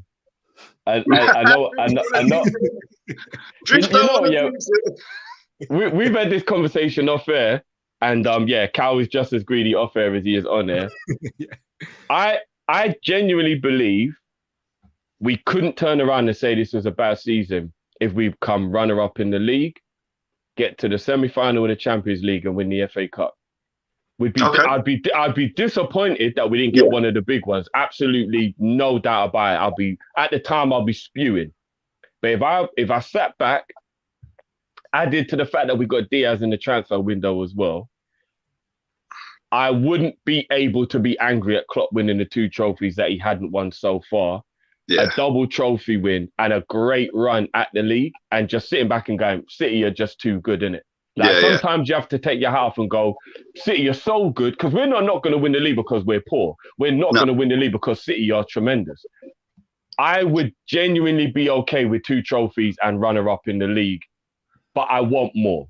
I do want more, but I would actually be satisfied the way I'm sitting here right now if that happened. Okay. Cal? The only thing I'm taking is a second place finish to City because we're actually behind them at the moment. The other 3 trophies I want for a fact. Amen. Loving that. Put it out there. Yeah. I think, you know what it is? It's the first time ever where you lose a game and you think we might lose the league after losing one game. Like the last sort of 2 or 3 seasons. Like, what is that all about? I used to do that stuff on Football Manager when I used to add managers to the other teams, buy my players for 100 million. That used to be like, it's not real football. It's Farmers League, mate. Farmers League. Shut it down. Shut it down. I want them all, Gaz. What about you, Gaz? I want everything. I want the bloody World Club Cup. I want to win La Liga. I want to win Serie A. Why should we leave ourselves in this box of the English? I want everything. I want the lot. World Cup, AFCON. Well, we won AFCON already. Yeah, we've already won AFCON for real. I want Euros. I want the lot, mate. I don't want to stop there. So I'm saying, bro, this is the energy I want. Like, you know what? You know what it is? I spoke to quite a few people, and we've been through some rough times. We had Roy Hodgson, who went and bought Christian Poulsen as a centre midfielder. Like, we've hit the depths. So while we're up, we need to enjoy it. We need to enjoy it. Like, if I go up there and I say, with my chest, we're winning the league and we're winning Champions League, take the FA Cup, whatever. I'm not really fussed about that. But we are winning the league and the Champions League. I'm going to say it in my chest because if it doesn't happen, who cares? I don't know any Man City supporters. Yeah. Chelsea are going to be in the Championship or first League One after the end of the season. Arsenal don't win anything. So who can pull me up on it? No, like Kong, say it with the chest. We are winning the league and we are winning Champions League. Like Gaz. You can turn it into a gift. You can cut that down. You can chop whatever it is the youth of today want to do now. Do that. Because that's what we're doing. You know what, bro? When you just said about the Hodgson days and that, it just reminded me of those days when we used to go into work and we would just look at each other and just keep walking. And we knew we didn't even need to say anything about the result of the weekend. It was like, let's not talk football today. Let's just get on with what we're here for. We played on the weekend. What? We played on the weekend. Yeah. No, so forget football. What's going on with you, bro? What's up? Even though it was only yesterday I saw you. I was like, there's been anything. What'd you have for dinner? What'd you have for dinner? No time for that. We need to enjoy it while we're up, lads. No, that is true. You know, if your dinner was more enjoyable than a football match, that was a bad night, innit? Listen, if you remember your dinner and football's on, you know that it was shit. Exactly. Yeah. If you go to work and recite what you did the night of you winning or playing football, football's pointless. Football's pointless. Yeah, It's like nobody knows where they was for the Champions League final win. I don't even know if I was at home, if I was on the I don't know where I was for that. I could have been homeless for that period of time. I don't know. Honestly, don't know what happened, but I just know we won the Champions League, and that's all that matters. I don't care. No, it's real. It's real. But bro, love as always, man. Love Same as with you, always. lads. Nah, Like, bless listen, you, you know how much enjoyment I get watching the show. Like I see, you know when you watch a video back and you laugh at the same bits again. That's when you know it's comedy gold. I tell you, the thing, I don't know what it is. The thing that always gets me. Do you remember when they asked Cal about, do you think Arsenal can win the league? Yeah. Was that in the studio? Listen, you know when someone's laughing so much you can't hear them laugh. I was like, it's Cal Pros. It's Cal Pros. But yeah, no, that was savage. Matt as well, and the guests you're getting on the show as well, and all that kind of stuff, man. It's good to see the growth, and you lot deserve it, man. You lot work hard. Thank you, man. Nah, bless, man, bless. Thank you. And just do me a favor, guys. Just send me the beard stuff as well, please, bro. What beard stuff was that? Just the growth, anything, bro. I'm struggling there, bro. Do you know what the key is? You know, chili powder and then sweet chili sauce. You put on your beard just before bed. I don't know. Don't lie to me, bro. Don't do that. Nobody do that. Nobody do that. Disclaimer. Nobody do that. All it does is it's like in the morning. That's all it does. Now you're getting there, Cal. I noticed the other day when I saw the fresh trim, I was like, oh, okay. Yeah, I just about hit puberty now. Wee. Wee. This will celebrate Cal's little couple strands. Wee. Nice. Nah, love us always, bro. I'm gonna hit you up, and then we'll talk, man. We gotta catch up anyway, bro. Yeah, no, definitely. Yeah, man. Big up, man. Definitely, lads. Big up, brother. Cheers Take care, bro. Take care, man. Blessings. Absolute ledge. Absolute ledge. One of the OGs, the pioneers. OG. All right, next caller. You guys saw him earlier. He helped us out on the preview. He's back again. Big up to brother Rams. How you doing, bro? I'm good, man. I was happy to see Gaz, man. Like Gaz, like it's all good. Like yeah, throwback, innit? Throwback. Well, everyone loves a little bit of a throwback. Before we get into it, Ram, sorry. Alex George has got me here, and I have no comeback. He said, "Nah, Cal, your thing's looking more patchy than ever is defense." Alex, you won tonight, bro. I got no comeback. You won. You win. You know what that was? That was Aubameyang's winner against Man City. It was out of nowhere. You're like, what the fuck is going on? Yeah. You win tonight.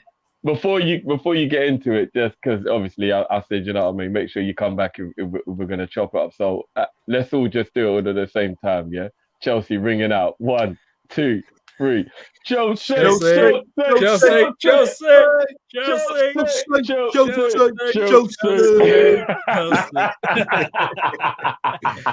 get on to Chelsea, innit? I'll get on to Chelsea. I'm saving them for last. Let it simmer first, and then we'll go straight in with the Chelsea slander. First of all, I was watching a lot of Jamal, to earn his receipts. I think I know where it all started, yeah? I'm going to blame Have Hope for this. Have Hope's football channel, yeah? Everyone just started getting out receipts from everywhere and started clipping everyone up, man. I'm telling you, this guy, I know Drifty and Matt knows Have Hope personally. It's him. He started the receipts. I'm going to blame it on him. Firstly. Jamal, but we're handing out strikes over here. Strike 2. You know, you don't want to hit that first strike, man. You don't have to drop that bat and walk off. You know what I mean? Yeah. But no, I love to Jamal, man. Well, like I said, my question is, what do you guys think of Antonio Di Natale as a footballer? Because for me, I think he's one of them players that are overlooked, in my opinion. I think because he was at Udinese his whole career, well, not his whole career, like the majority of his career, people don't realize how good this guy was. Like I thought he was, for me in that time, he was at the second coming of Del Piero, but he was playing for Udinese. And I know, Drifty, you're a little bit, you're a little bit tentative with City and whether they're going to drop points. You know what? I'm feeling Burnley, you know. I think Burnley could do a job on them. Like Even Damn after right, they just Rams. got, Damn even, right. even I after think- they just got moved to by Chelsea, bro. Nah, but people remember they had an open goal opportunity and they still fluffed it. And look, I guarantee you, Wout Weghorst up against Stones and Laporta is gonna be peak. It's gonna be peak for them. Tell him again, Rams. Imagine Big Wout up against these two. There's gonna be absolute pain. I There's gonna be manifest it, bro. absolute I'm all carnage. for it. I'm all for it. Manifest it, man. I'm telling you, man, it's gonna be a game. It's gonna be tough. They're gonna have to fight. They're gonna have to bleed. They're gonna have to sweat to get them 3 points, man. That's all I've got to say. And obviously, on an idea for the Kop-Ish draft, yeah, because I want to see some fire. I want to see some explosion. I want to see some madness, yeah. What, more than Kaká, gay?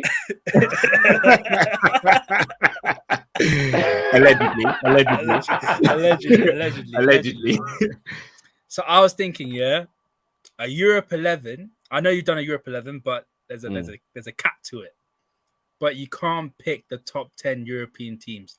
So it's Belgium, England, Germany, Netherlands, Italy, France, Spain, and Portugal.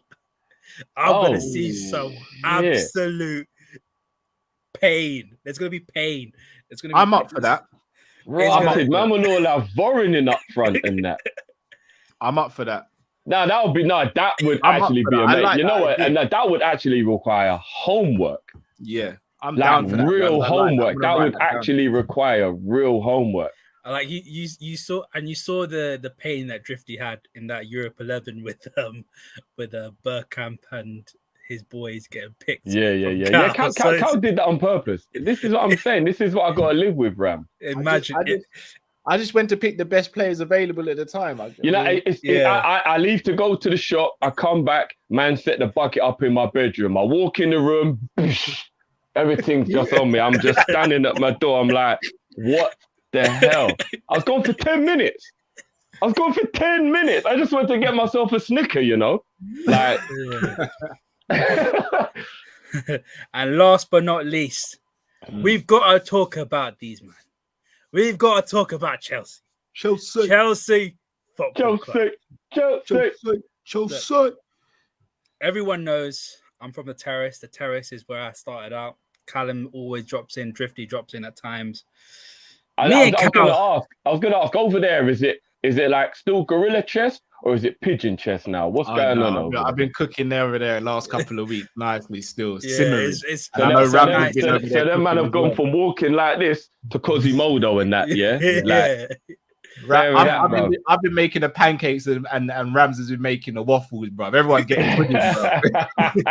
Don't let me come through with that Nutella, you know, and just finish it. All I've got to say, Chelsea fans, everyone knows my favorite artist is Justin Timberlake. Yeah, the only words I'm gonna say: what goes around comes all the way back around, bro. They called us broke FC. Now look what's happening to you. For real, they did. Anita did it. It was Anita who said it to me. Anita, David, Prime, all you man saying broke FC. Now look at you now. What Where's goes your money? around comes all the Put way your wallet on the back table. around. Oh, Rams just came in with the.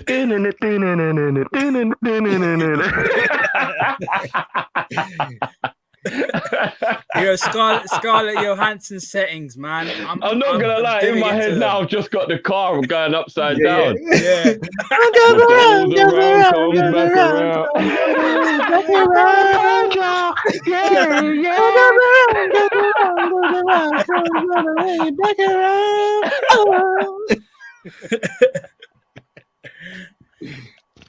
Oh. Justin Timberlake's got too many tunes, bro. Cry me a river as well. I'm done. I've actually got that image in my head now. Oh my god. Man, look, they're gonna have to use another Justin Timberlake for that. Cal, you could that what you call it? They're gonna do the auction because they're gonna have to be like, I'm bringing sexy back. Yeah. Yeah. Not even that. You could just Them say other boys don't know how to act. Yeah. you could say bye to the Premier League, innit? Yeah.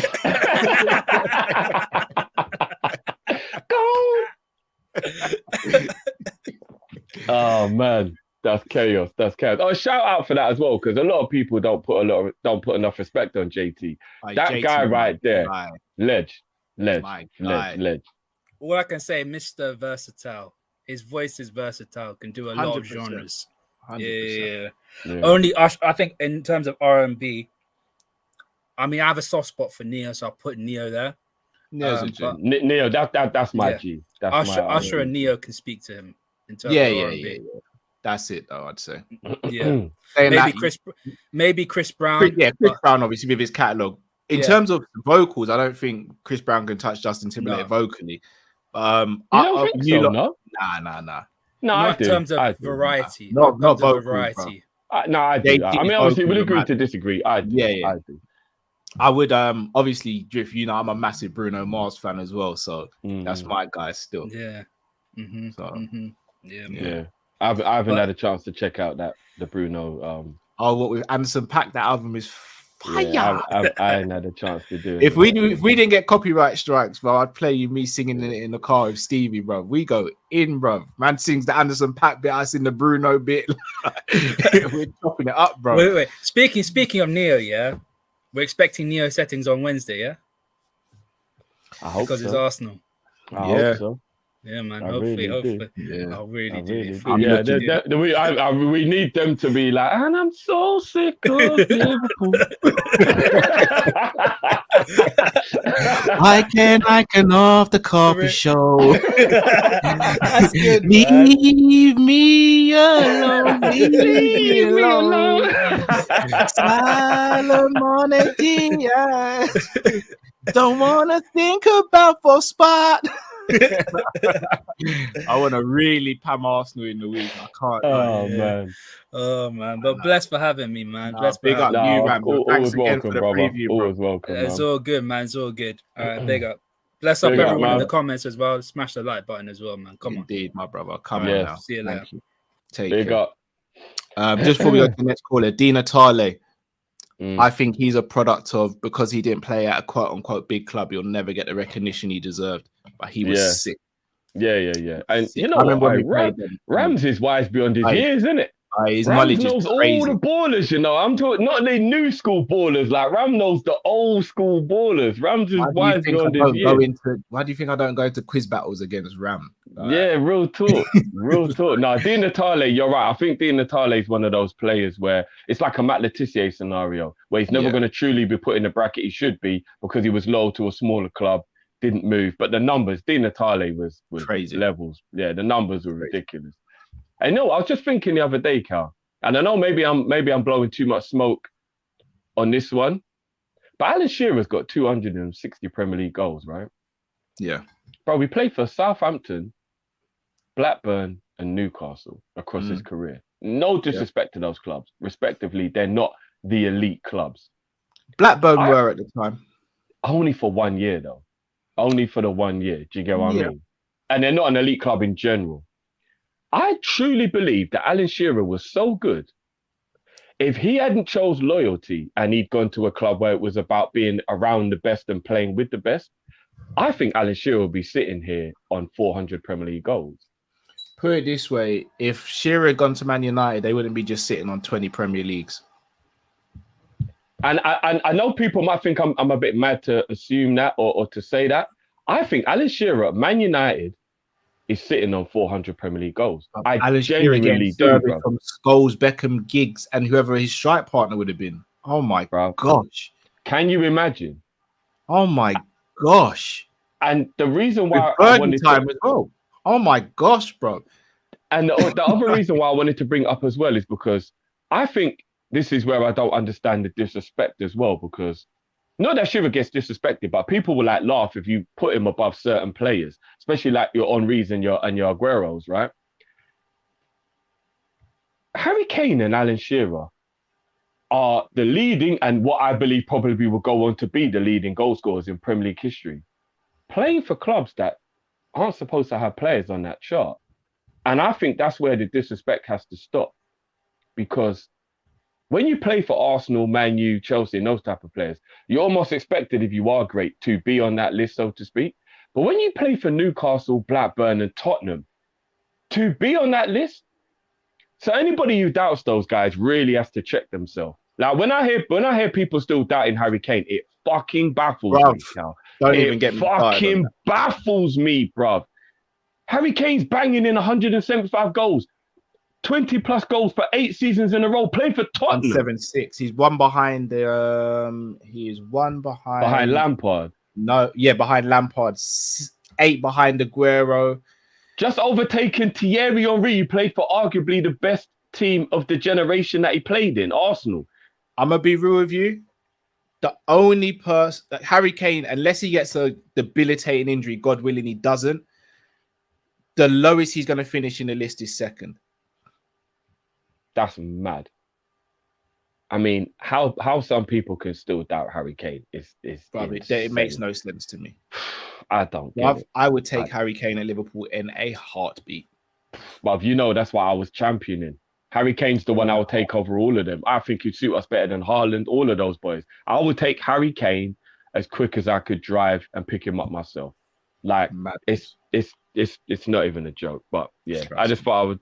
Alan Shearer, man, 260 playing for Newcastle and Blackburn. That is just ridiculous. That is absolutely ridiculous. So I think Shearer needs a bit more respect put on his name. Facts. Antio Chill. Can you hear us, bro? I can hear you just fine. Good evening, boys. Evening, brother. How are you? Yeah, good. Friday night. Can't complain. Friday again. Got reminded of Timberlake. Feeling fantastic. Bringing sexy back. Reveling in Chelsea's misery. So that's a nice little cheer up from the whole Mo Salah contract situation. You know what I reckon we should do? Start a petition or help Chelsea fans that as soon as they go into second league when they have no money left, have a petition for them to have their own stadium anthem. You know, we have You'll Never Walk Alone, and they can get Witch Girl by Gwen Stefani or I Need $1 by Aloe Black.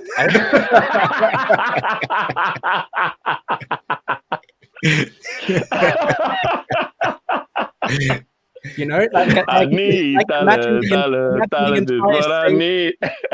the entire stadium banging to "If I Was a Rich Girl." No. That'd be fantastic. And I reckon they really would need $1 soon. I would be so up for that. I love that. I mean, they can't even afford the copyright, though, to be fair. And if we would go to the live games, we could only listen to it once every 3 or 4 years because we only meet them in the cups because they'll be in the 3rd division at that point. Yeah. Oh man. Man. I'm delighted as somebody who hates Chelsea fans. Absolutely delighted. So good. Same. Monster Munch is going to be absolutely loving life in the 3rd division. He'll still be on the football terrace, but he'll be there for the occasional Nottingham Forest preview. Wait for the rivals, man. Pray for our new rivals. I'm not even gonna lie, it's gonna be very intriguing as to what those guys. I mean, I still think they're gonna get out of this because they're jammy like that, but it's good to laugh while they're down. Oh yeah, obviously, especially when it's them, it's great. Quickly on the Mo Salah situation. I don't want to keep you guys busy for too long. Sounds crazy, but I watched Moneyball recently, and brilliant film. The quote that sticks. Have you guys seen it? Yeah, brilliant. I haven't. It's a great movie. I recommend you watch it. It's fantastic. Brad Pitt's in it, bro. Yeah, he plays Billy Bean, doesn't he? There's one quote that sticks to me with this whole Mo Salah situation. At the start of the movie, spoiler alert, They sell their best player, and he has a go at his boardroom for saying we can't replace Giambi, we can't do it. And then when he hires the guy who basically becomes like his second in command, who does all the numbers and basically finds these really good players for next to no money, he says we can't replace him, but we can replicate his numbers. I actually think we can do that. I don't want to see Mo go. If it was a choice between keeping Salah or letting him go and signing 2 attackers, I'd go for keeping Mo, obviously. Because you touched on it, Drifty, and that was a good point. I liked it. That his numbers that he put up now aren't necessary for our success. You said that he wasn't the best player in the season where we won the Champions League or in the season where we won the Premier League, and I agree with that because the numbers that he put up there weren't as good as the ones he's putting up now, but they were sufficient. And I think there are players out there who can put those numbers up that he produced back then. The question is, and that is my big worry here, not necessarily if we lose Mo Salah or not, because eventually it is going to happen. He will leave at some point. He can't play for us forever. But my main worry is that he goes and we don't replicate his numbers on the pitch in the seasons to come. And that, for me, is a big issue, especially this summer. Keep in mind, this is a summer where we are probably going to see Watford, Leeds, both of them in the Championship, both with quality attackers, not just Rafinha or Ismail Assar. I'm a huge advocate for Emmanuel Dennis. I think he's a baller. He is good. Name some, and obviously the clubs that aren't going to make top 4. There's so many good players, teams that want to get into the Champions League this season. West Ham, Leicester, Arsenal, even. And they all have quality attackers, and not all of them are going to get Champions League football. So if Mo Salah goes, get somebody from one of those teams this summer. In an ideal world, get 2, because even if we were to keep Salah, and after we signed Diaz, my hope was still, and it always was, sign another one in the summer, because Diaz has been a revelation. He's been perfect for us. But I still think we need more because of Firmino's decline and Mane's partly decline. I know it hurts, but it's true, isn't it? He's been gone for like the past 2 seasons almost now. Like he's faded badly. He's still useful for us, but he really faded from the front 3 the most. Mane slightly faded, so we need players. Those two at some point need replacing, and so does Salah. And it's doable. I'm just hoping that we do it. I'm not gonna lie, a man who's got chill in his name, you've got very little of it, bro. You got the B word out of nowhere, bro. What can I say? I'm shameless. I'm hungry for success, Cal. No, I hear that. I am as well. I hear that. But bro, you make some good points. But some brilliant points, man. Yeah, but and it's doable. I mean, let's say we get Emmanuel Dennis and Rafinha for 50 million this summer if both teams go down. That's doable. Maybe 10 million add-ons or whatever. So, yeah, why not? Yeah, I don't think they replace his numbers. We'll chop it up. I just don't think they replace Salah's numbers. But I get the sentiment in terms of what he means. I get what he means. The numbers that he put up a few seasons ago, I reckon they can replicate those numbers under Klopp. Definitely. What did Mo Salah score in the 18-19 season? Was it like 17 goals, 18? Let's do it. In the league, in the league, I feel it was 21. Oh, was it that much? I might be guessing. I'm slightly guessing though, but I feel it goes right. I know the Champions League year, him and Mane got joint top goal scorer. I can't remember the exact number it was. So he was. I mean, again, he's double figures every season. He's brilliant, but it's just one of them things where, I mean, my point is more to the contract situation in terms of value of wages, where I feel it's very unfair. He gets double what the others get. But in terms of his numbers, I think he's definitely been impeccable in terms of his number consistency. That's, what I mean? That's without a fact. Yeah. So. Yeah, I'll be honest, part of me sort of wants the situation resolved. If he leaves or not, that for me, that doesn't matter at this point. What matters to me is that the situation gets resolved. Because I'll be honest, man, the last thing I wanted to see when I came back home from work this afternoon was seeing that on a day before a game, to see that comment by his agent. And honestly, his agent can get in the bin. Honestly, go be an agent for Chelsea players and then treat them like shit. Like, go away. Honestly, how we're in the middle of a potential quadruple season, fingers crossed, and his agent comes out with that. Ridiculous, honestly. But yeah, on we move, I guess. Yeah, so I'm just gonna kick back, have a couple of drinks, and maybe bang on to a bit of "I Need $1" by Aloe Blackwell.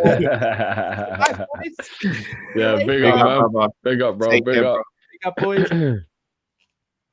Interesting. Off the back of that, I'll do a members video on that. I'm going to do a members video on who we could potentially get in to replicate Salah's numbers, but I'll look at it from a realism point of view in terms of transfer fee and salary as well. Speaking of members, I might as well let the people know now. I'm going to bring back Drifty's review for the members. Come on. By popular demand, a lot of people have been hitting me up saying they enjoy those, so I'm going to bring them back. So make sure your kids go watch that one. Hella swearing in that one. yeah, that's behind definitely the paywall for a reason. Yeah. That's definitely an after dark thing. But you know what I mean. Let's move. Now, big up to all the members, man. Love you guys. I'm going to bring Drifty's review back after every game, man. So there you go. Also, guys, a couple of you asking, Matt should be back on the show tomorrow. Matt is good. As I said, nothing to do with his family or anything like that. Matt is good. Matt's gonna be back tomorrow, and again, he can go into it if he wants to. But Matt is all good. Trust me, if Matt weren't good, we wouldn't have been on there filming like we've been filming. Matt's our brother, so Matt is good. Yeah. All right, cool. Last but not least, definitely last but not least, Zabir the Lux. You man saying? What's going on, You bro? man saying, man? Had me in the basement there for a second. Sweating,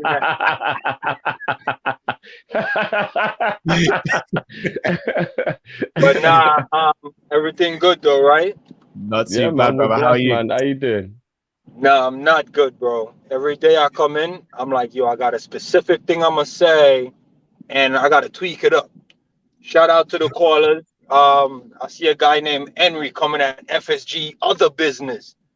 Like, yo, leave that alone.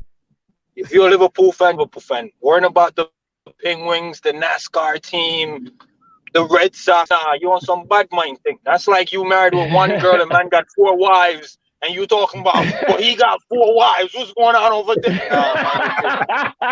Mind your business. Mind your business. So why I'm saying that? I'm gonna drop the FSG story. So when I was in TV, right? I do generators for TV. You know what I'm saying? Yeah. So I'm behind the scenes to every sports game in America. Think of a sports, I'm behind the scenes, right? Okay. And Boston is my territory. From Virginia to Canada was my territory. I fly everywhere, I drive everywhere, and I bring these generators. And I'm at the Red Sox game like every other weekend. And every other weekend, I'm in a truck, and they got a little bed. You know them trucks that got the little bed in the back? So yeah. If I'm not bringing a girl, there's a girl on the scene that's going to be rocking in that truck while the generator is running. And yo, I'm telling you, Drifty. Yo, the hate I would get when I pull up to the scene and hook up my generators, these old married men whose wife got him on video call the whole time, and just hop out with different little yo, was on. Yo, you're breaking up. Yo, we're losing you, bro. We're losing you, bro. We're losing you. You're breaking up. Oh, nah. You hear me now? No, you're back. Yeah, you're back now. You're back now. You're back. I'm back. All right. Yo, the only man that would dap me up was J-Dubs. J-Dubs would see the service. J-Dubs would see the activity. That, you know, bro. Yo. Would see the activities and be like, okay. Oh, another one. Okay. Not the one from last week. Okay. That was J-Dub's energy every week. You know what I'm saying? Like, yo, don't hate the player, hate the game. That's what I'm telling you. Yo, I'm talking about probably 70% male, 30% female in that industry vaccine. I mean, they usually have like these banging college chick as runners. They'll run, get snacks, and I'll chop them down. You know, if I bring my girl, then you know it's my girl. But I'm telling you, back then, Drifty, I'll jump out the truck and like the satellite guy, you know, the guy with the satellite truck, just fuming, just lit a cigarette and just threw it away. Because he's like, I can't smoke my cigarette while this guy's rocking his truck like that. You know what I mean? Yo, J-Dubs is leaning on my truck. I ain't know at the time. Truck is rocking, you know what I'm saying? Get a little hungry, I jump out. J-Dubs is like, I'm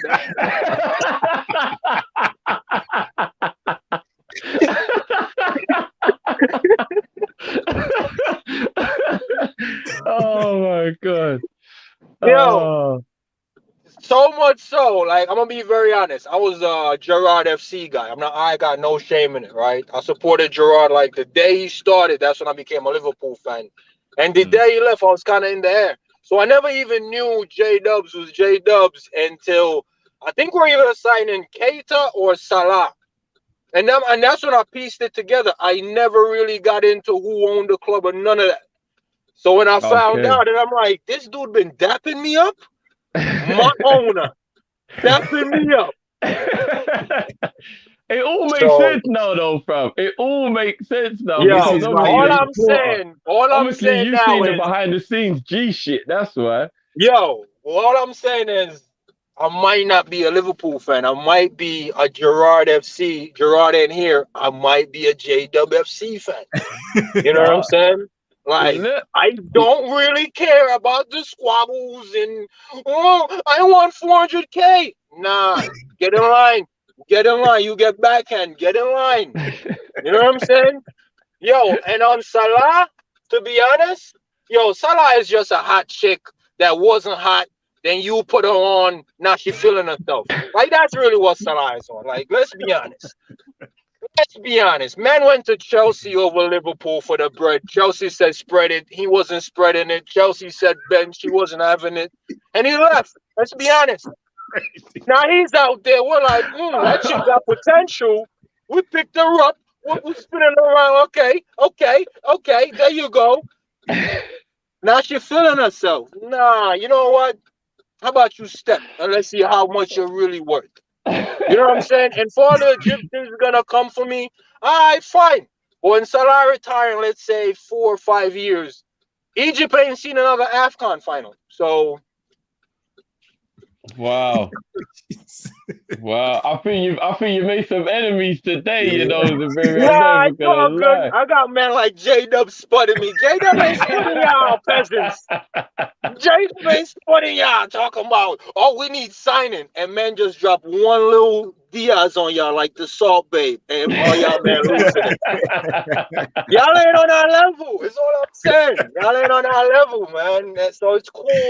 You know what I mean? I see all of you guys acting like Liverpool Lee, bickering about, oh, but he got the Penguins and he got the NASCAR. Bro, mind your business. Mind your business.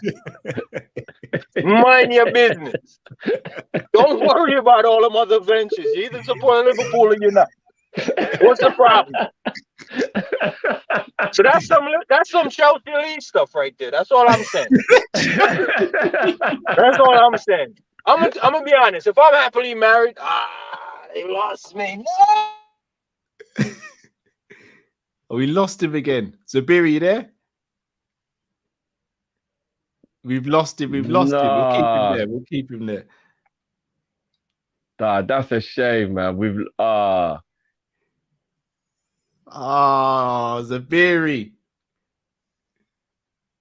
We lost him. We lost him. I'm never gonna lie though. It makes a lot of it making sense though, Cal. A lot of it making sense.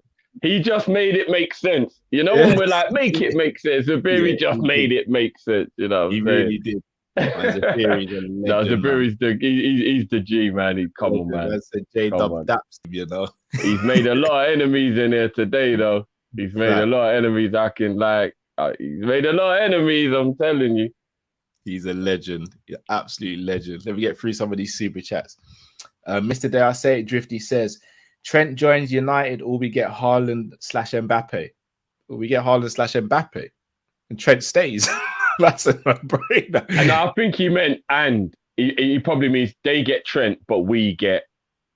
That must be what he meant, because why on earth would we ever do it the other way around? No, I wouldn't swap Trent for anybody. I wouldn't swap Trent for anybody. LFC Aaron says, guys, I know we question FSG, and rightly so, but this week has shown having a sugar daddy is a house of cards for these clubs. Yeah. Agreed. Yeah. Agreed. Yeah. Mr. Dare I say, Drift says, Bobby Dazzler, cow's beard is the definition of Harry Maguire. Chose. Matt laugh, we move. All right, cool. All right, cool. All right, coming for the beard tonight. Yeah, all right, cool. Cool. I got no rebuttal because I ain't got no beard, but cool. Space in Space says, when we win the quad Kop-Ish karaoke live stream, I'm down. I am down for that. I just want to fly free. You know how much sex, time to have sex. You gotta make a rude boy away, got flex. Time to have sex. Hey guys, I'll tell you lot from now. I don't mean to out you like this, Cal, but Cal actually said if we win the quad, he's gonna bick it. So that is going to be the real highlight of the party. No, I said not to put you out there, you know. I'm not bicking anything, bro. That's what you said, bro. You said you was going to... I'm not picking anything, bro. Mr. Dare I say just says Mo by 33-34 will surpass everyone but Kane/Shearer. I believe so if he stays at Liverpool. Yeah. I agree with that. I believe so if he stays at Liverpool. Or if he stays in the Premier League, and God forbid, if he's at City, he does as well. Salah doesn't go to any other Premier League side, guys. Better not, bro. He wouldn't do that. He wouldn't do that. LFC Aaron says Shearer broke his leg and did his ACL as well for Blackburn and Newcastle. Great show again, lads. Kopish rules. Big up yourself. Big up, Aaron. You know, I forgot to say it, Aaron, but I didn't want to go back on it. But perfect, bruv. The man had an injury that back then could have ended your career because it wasn't as advanced medically back then. And he still banged in all those goals. He changed his game when he lost his pace. A lot of people don't know Shearer had pace until the ankle injury. Yeah. Crazy. Absolutely crazy. Big up to Uncle Sharma who did the Inter previews with us. Make sure you go and check out his channel. When you guys signed Salah from Roma, he wasn't even the best player in Serie A. You guys developed him to the next level. That's true. But Salah's also got to take credit there as well. Klopp and Salah have to take equal credit there. They both upped it. I think it's a share of both always. I think it's always a share of both. You can see the potential and then the manager helps you fulfill it. But one thing we always speak about, Mo's work ethic. Yeah. Sensational. Zabir, you back, bro? Yeah, I had some technical difficulties there, man. I just want to say, it's a great show. You know, I know a lot of people in the comments and around the world are gonna lose their stuff. It's all good. Hope you find it back. But it's a show, you know what I'm saying? We're here to entertain. I'm not here to say what Cal like or what Drifty like or Matt and Nabi. I don't even know why Matt likes Nabi. But anyway, we move. Let's move that. Personally, I share Drift grief against Karius. You know what I mean? But then I saw the man crying. What else you want from the man? You know what I'm saying? So then I dropped that like the next day. And I said what I said. You got a problem, you can pull up. Let me know you in New York. I'll find you. That's all I'm saying. You know what I mean? Something that I don't really want to ruin it for sport fans, so I won't get into too much, but my NDAs are all expired, so I can really get into it, even write a book if I want. Behind the scenes, if a lot of you fans go behind the scenes, you will never watch the sport again. And going into it, I swear down, going into it, I begged them like, don't let me do MLS, don't let me do no soccer games, because I don't watch no other sports. And I think Cal was asking about UFC, bro. I can't watch that, like, at all. I did too many UFC fights behind the scenes, bro. There's no love in it. Even the production of it, it's not love. It's all about that money. So when you fans are there talking about the love, it's almost like wrestling. I got to like 8 years old. I found out it was fake. Stone Cold ain't even as cold as he is in real life. And I'm like, yeah, no, I'm done. No, I'm done. You know what I mean? Like I thought Stone Cold was a superhero, my man. Like, I'm a big diehard Stone Cold fan, but I found out he's just a regular man that hit the gym. I'm like, yeah, nah, I'm out of here. You know what I'm saying? Then I even did WWE at the Barclays Center. I actually drove my car underneath the Barclays Center, and I'm kicking it with Triple H, and he was like, you know, it's a showbiz, man. It's a show. We got to give the people what they want. I'm not here on Kop-Ish to give y'all what y'all want. I'm here to give y'all my input, you know, ask y'all a few questions. And that's what I'd like to see more of. And I love this platform, man. And I love if people would do more of that instead of coming up here. I'm seeing people tweeting out ESPN FC questions. And I'm like, come on, man. Like, I got ESPN people in my pocket. Like, I don't want them asking me why they doing the same questions over here. Be original, guys. You see these men on the stream putting in the work, you know what I mean? Cal got the little ones, Drifty, you know, doing Drifty things. That's all I can ever say about Drifty until I see him in real life. Drift, we gotta talk about some things. But yeah, nah, it's cool, man. I'm to be honest, I don't really like Salah that much ever since he picked Chelsea, man. Cause like I said, I was in the desert with a Chelsea fan when he even joined Chelsea, and all I had to go off was Markovic and dead ass Rodgers, man, and it was a low time for me. I was really hoping on that Salah signing, and he picked Chelsea. I'll never rate him, you know. He's great, but he ain't as good as Suarez. Suarez did 30 goals, no pens. I think Gerrard did all the pens in that season. Yeah. Like, if you take all them pens and put them on Suarez, I don't think no one was touching Suarez that season.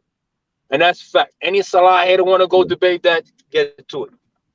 Telling you right now, that's big facts. Suarez was straight from open play. Straight from open play, and I was like 30. Beat that. I think it was 31. I think it was 31. And Salah, we like to do the drift. I'm not coming at you, but you like to take away certain men's stat padding, Bruno and De Bruyne. Salah is just stat padding with all the pens, man. Let's be honest. Take away them pens, and he's down there. Nah, Drift, you know it. Take away the pens, and he's down there with Mane numbers. I'm not gonna lie, bro. I've what they call it, duck and rolled right now, bro. Because the shots are about to get let off, bro. Oh, you got your bulletproof, bro. Yeah, bro. I hope you got your Teflon, bro. Yo, nah. My man bagged probably about 8 to 10 pens this season. So you take that away, he's not as great. That's all I'm saying. So let's say Trent was taking the pen. I hear you on the Suarez thing. He did do it no pens. It was impressive. It's impressive he's converting them. But let's say Fab was banging those in. You know, Fab would be on like 15, 16 goals. Maybe. You know what I'm saying? If Fab was taking them pens, he would have been up there. You know what? That was the reason why I gave a lot of ratings to Mane in the season when him, Aubameyang, and Mo shared the golden boot. Because Aubameyang and Salah take penalties, and Mo got those goals, and he don't take penalties. So I do get your point. And that's why Mane is the king of AFCON. Because hey, you can't deny the truth, man. That's all I'm saying. But bro, I'm gonna simmer on that, and I'm gonna try and bodyguard you as much as I can. You know we got your back, bro. But you know we got your back. We're new to the bodyguard game. We're new to the bodyguard. Yeah. I feel like it's like flipping The Walking Dead right now, bro. We're just trying to hold the fence, bro. But they're piling up, bro. They're piling up. Zabir, I'm not gonna lie. If I get captured and I see someone pouring apple juice down the sink, I might break, bro. I might give you a location away, bro. Yo, I think I know what would make Drifty break, man. They put some creamy alcohol in his drink. Drifty's like, yeah, nah, not today, man. Zabiri's in New York. Go get him. I'm not shitting myself in public. I know where he's at. Yo, confiscate mad chicken wing, man, and I'm in the mud.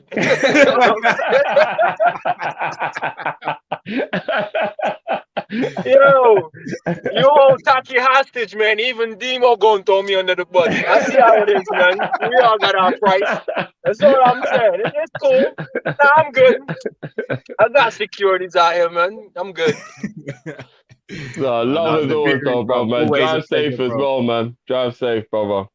Yeah, I'm not going nowhere. It's like 1 mile per hour in New York traffic, man. Probably take me about an hour to get home. So I'm gonna touch back the video. You know what I mean? You man, keep up the good work, man. And I got a dope segment, but I don't want to do it till Matt jumps in. I'm gonna call it yesterday's price or today's price, kind of like the thing I did last week. But that's what I'm gonna call it, man. So you're either on yesterday's price or you on today's price. Okay. Maybe even a tomorrow price. Then, bro. Yeah, maybe even a tomorrow price. You know what I mean? If you're gonna one up it for today.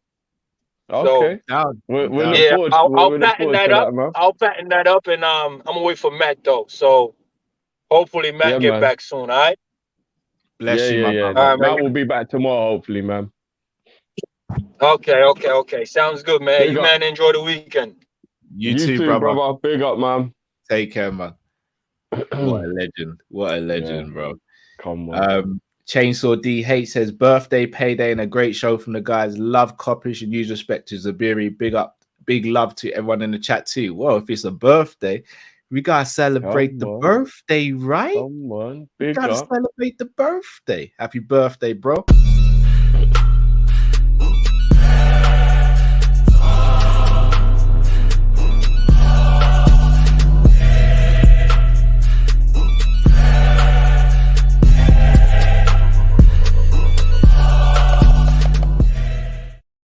Don't give me joke. Nardo says, yo, if Salah doesn't sign, I'm blaming Superior going at him.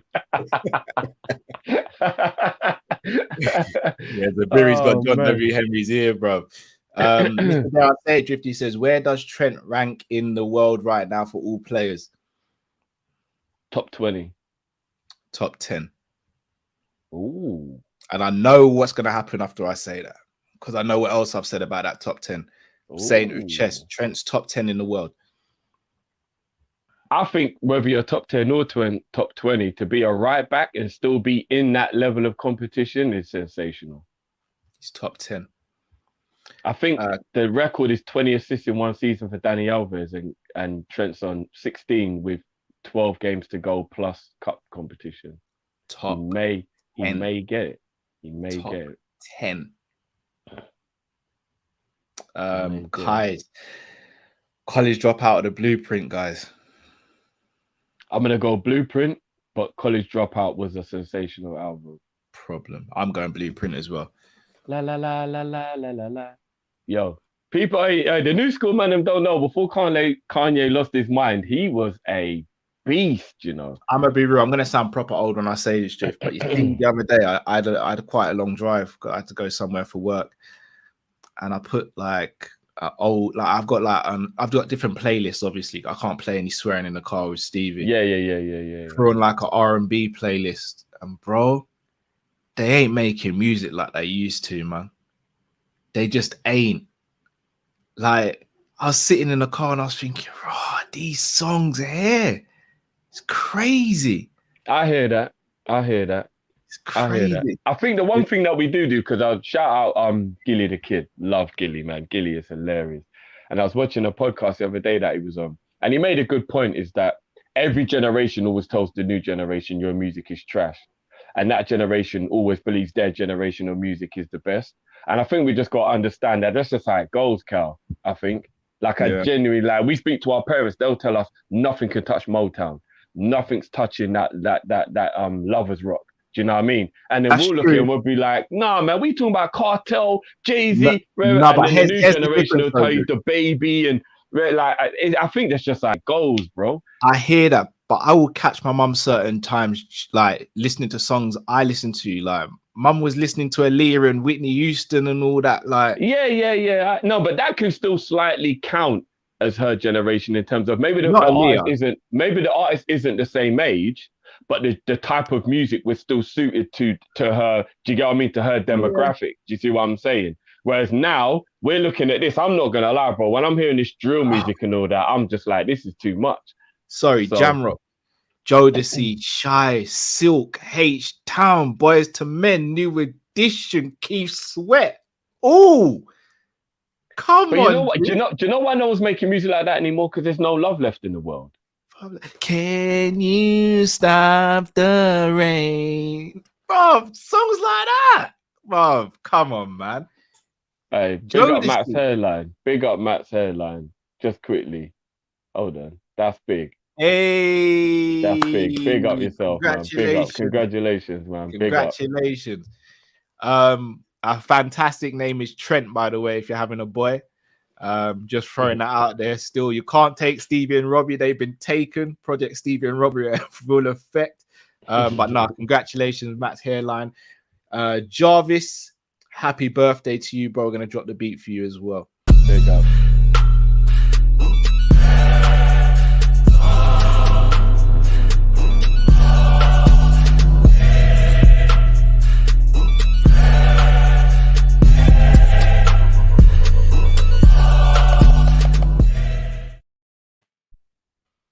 The only person for me right now who makes that real feel R&B is Ty Dolla $ign.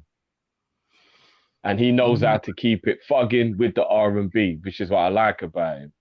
I'd still go Bruno. Bruno's last couple of albums, they've been on fire, man.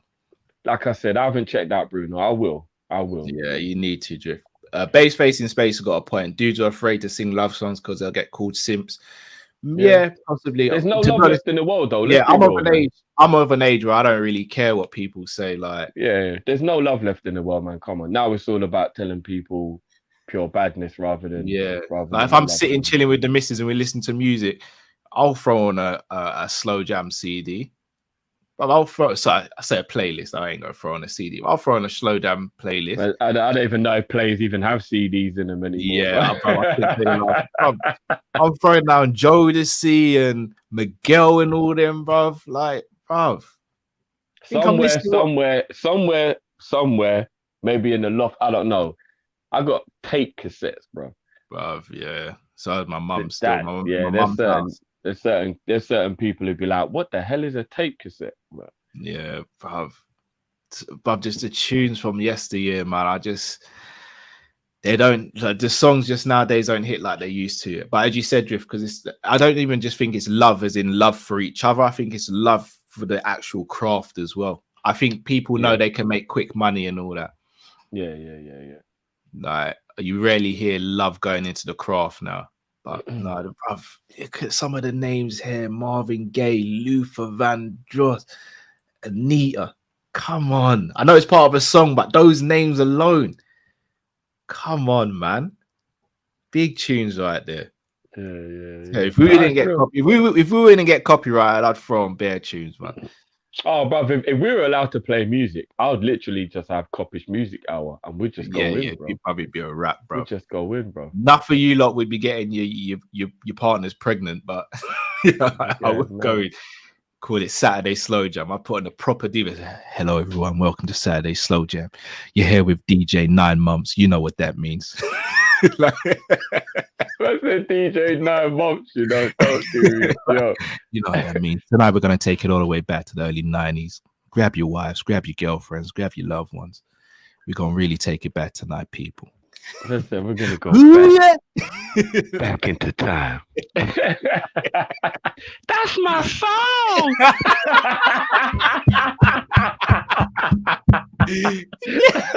Hey, shout out to the old schoolers who know about them ones. Ooh, that's my song. Saturday would be the bashment night and dance hall and all that. We get it proper, but on a Sunday when you got a mellow back for work, now you gotta treat the woman or your partner right, man. You gotta treat them right. Slow jam to you. DJ 9 Months in the building. Get your baby names ready. Get a new house. Get a new car. You might have twins. Like, all right. I would go in with it, bro.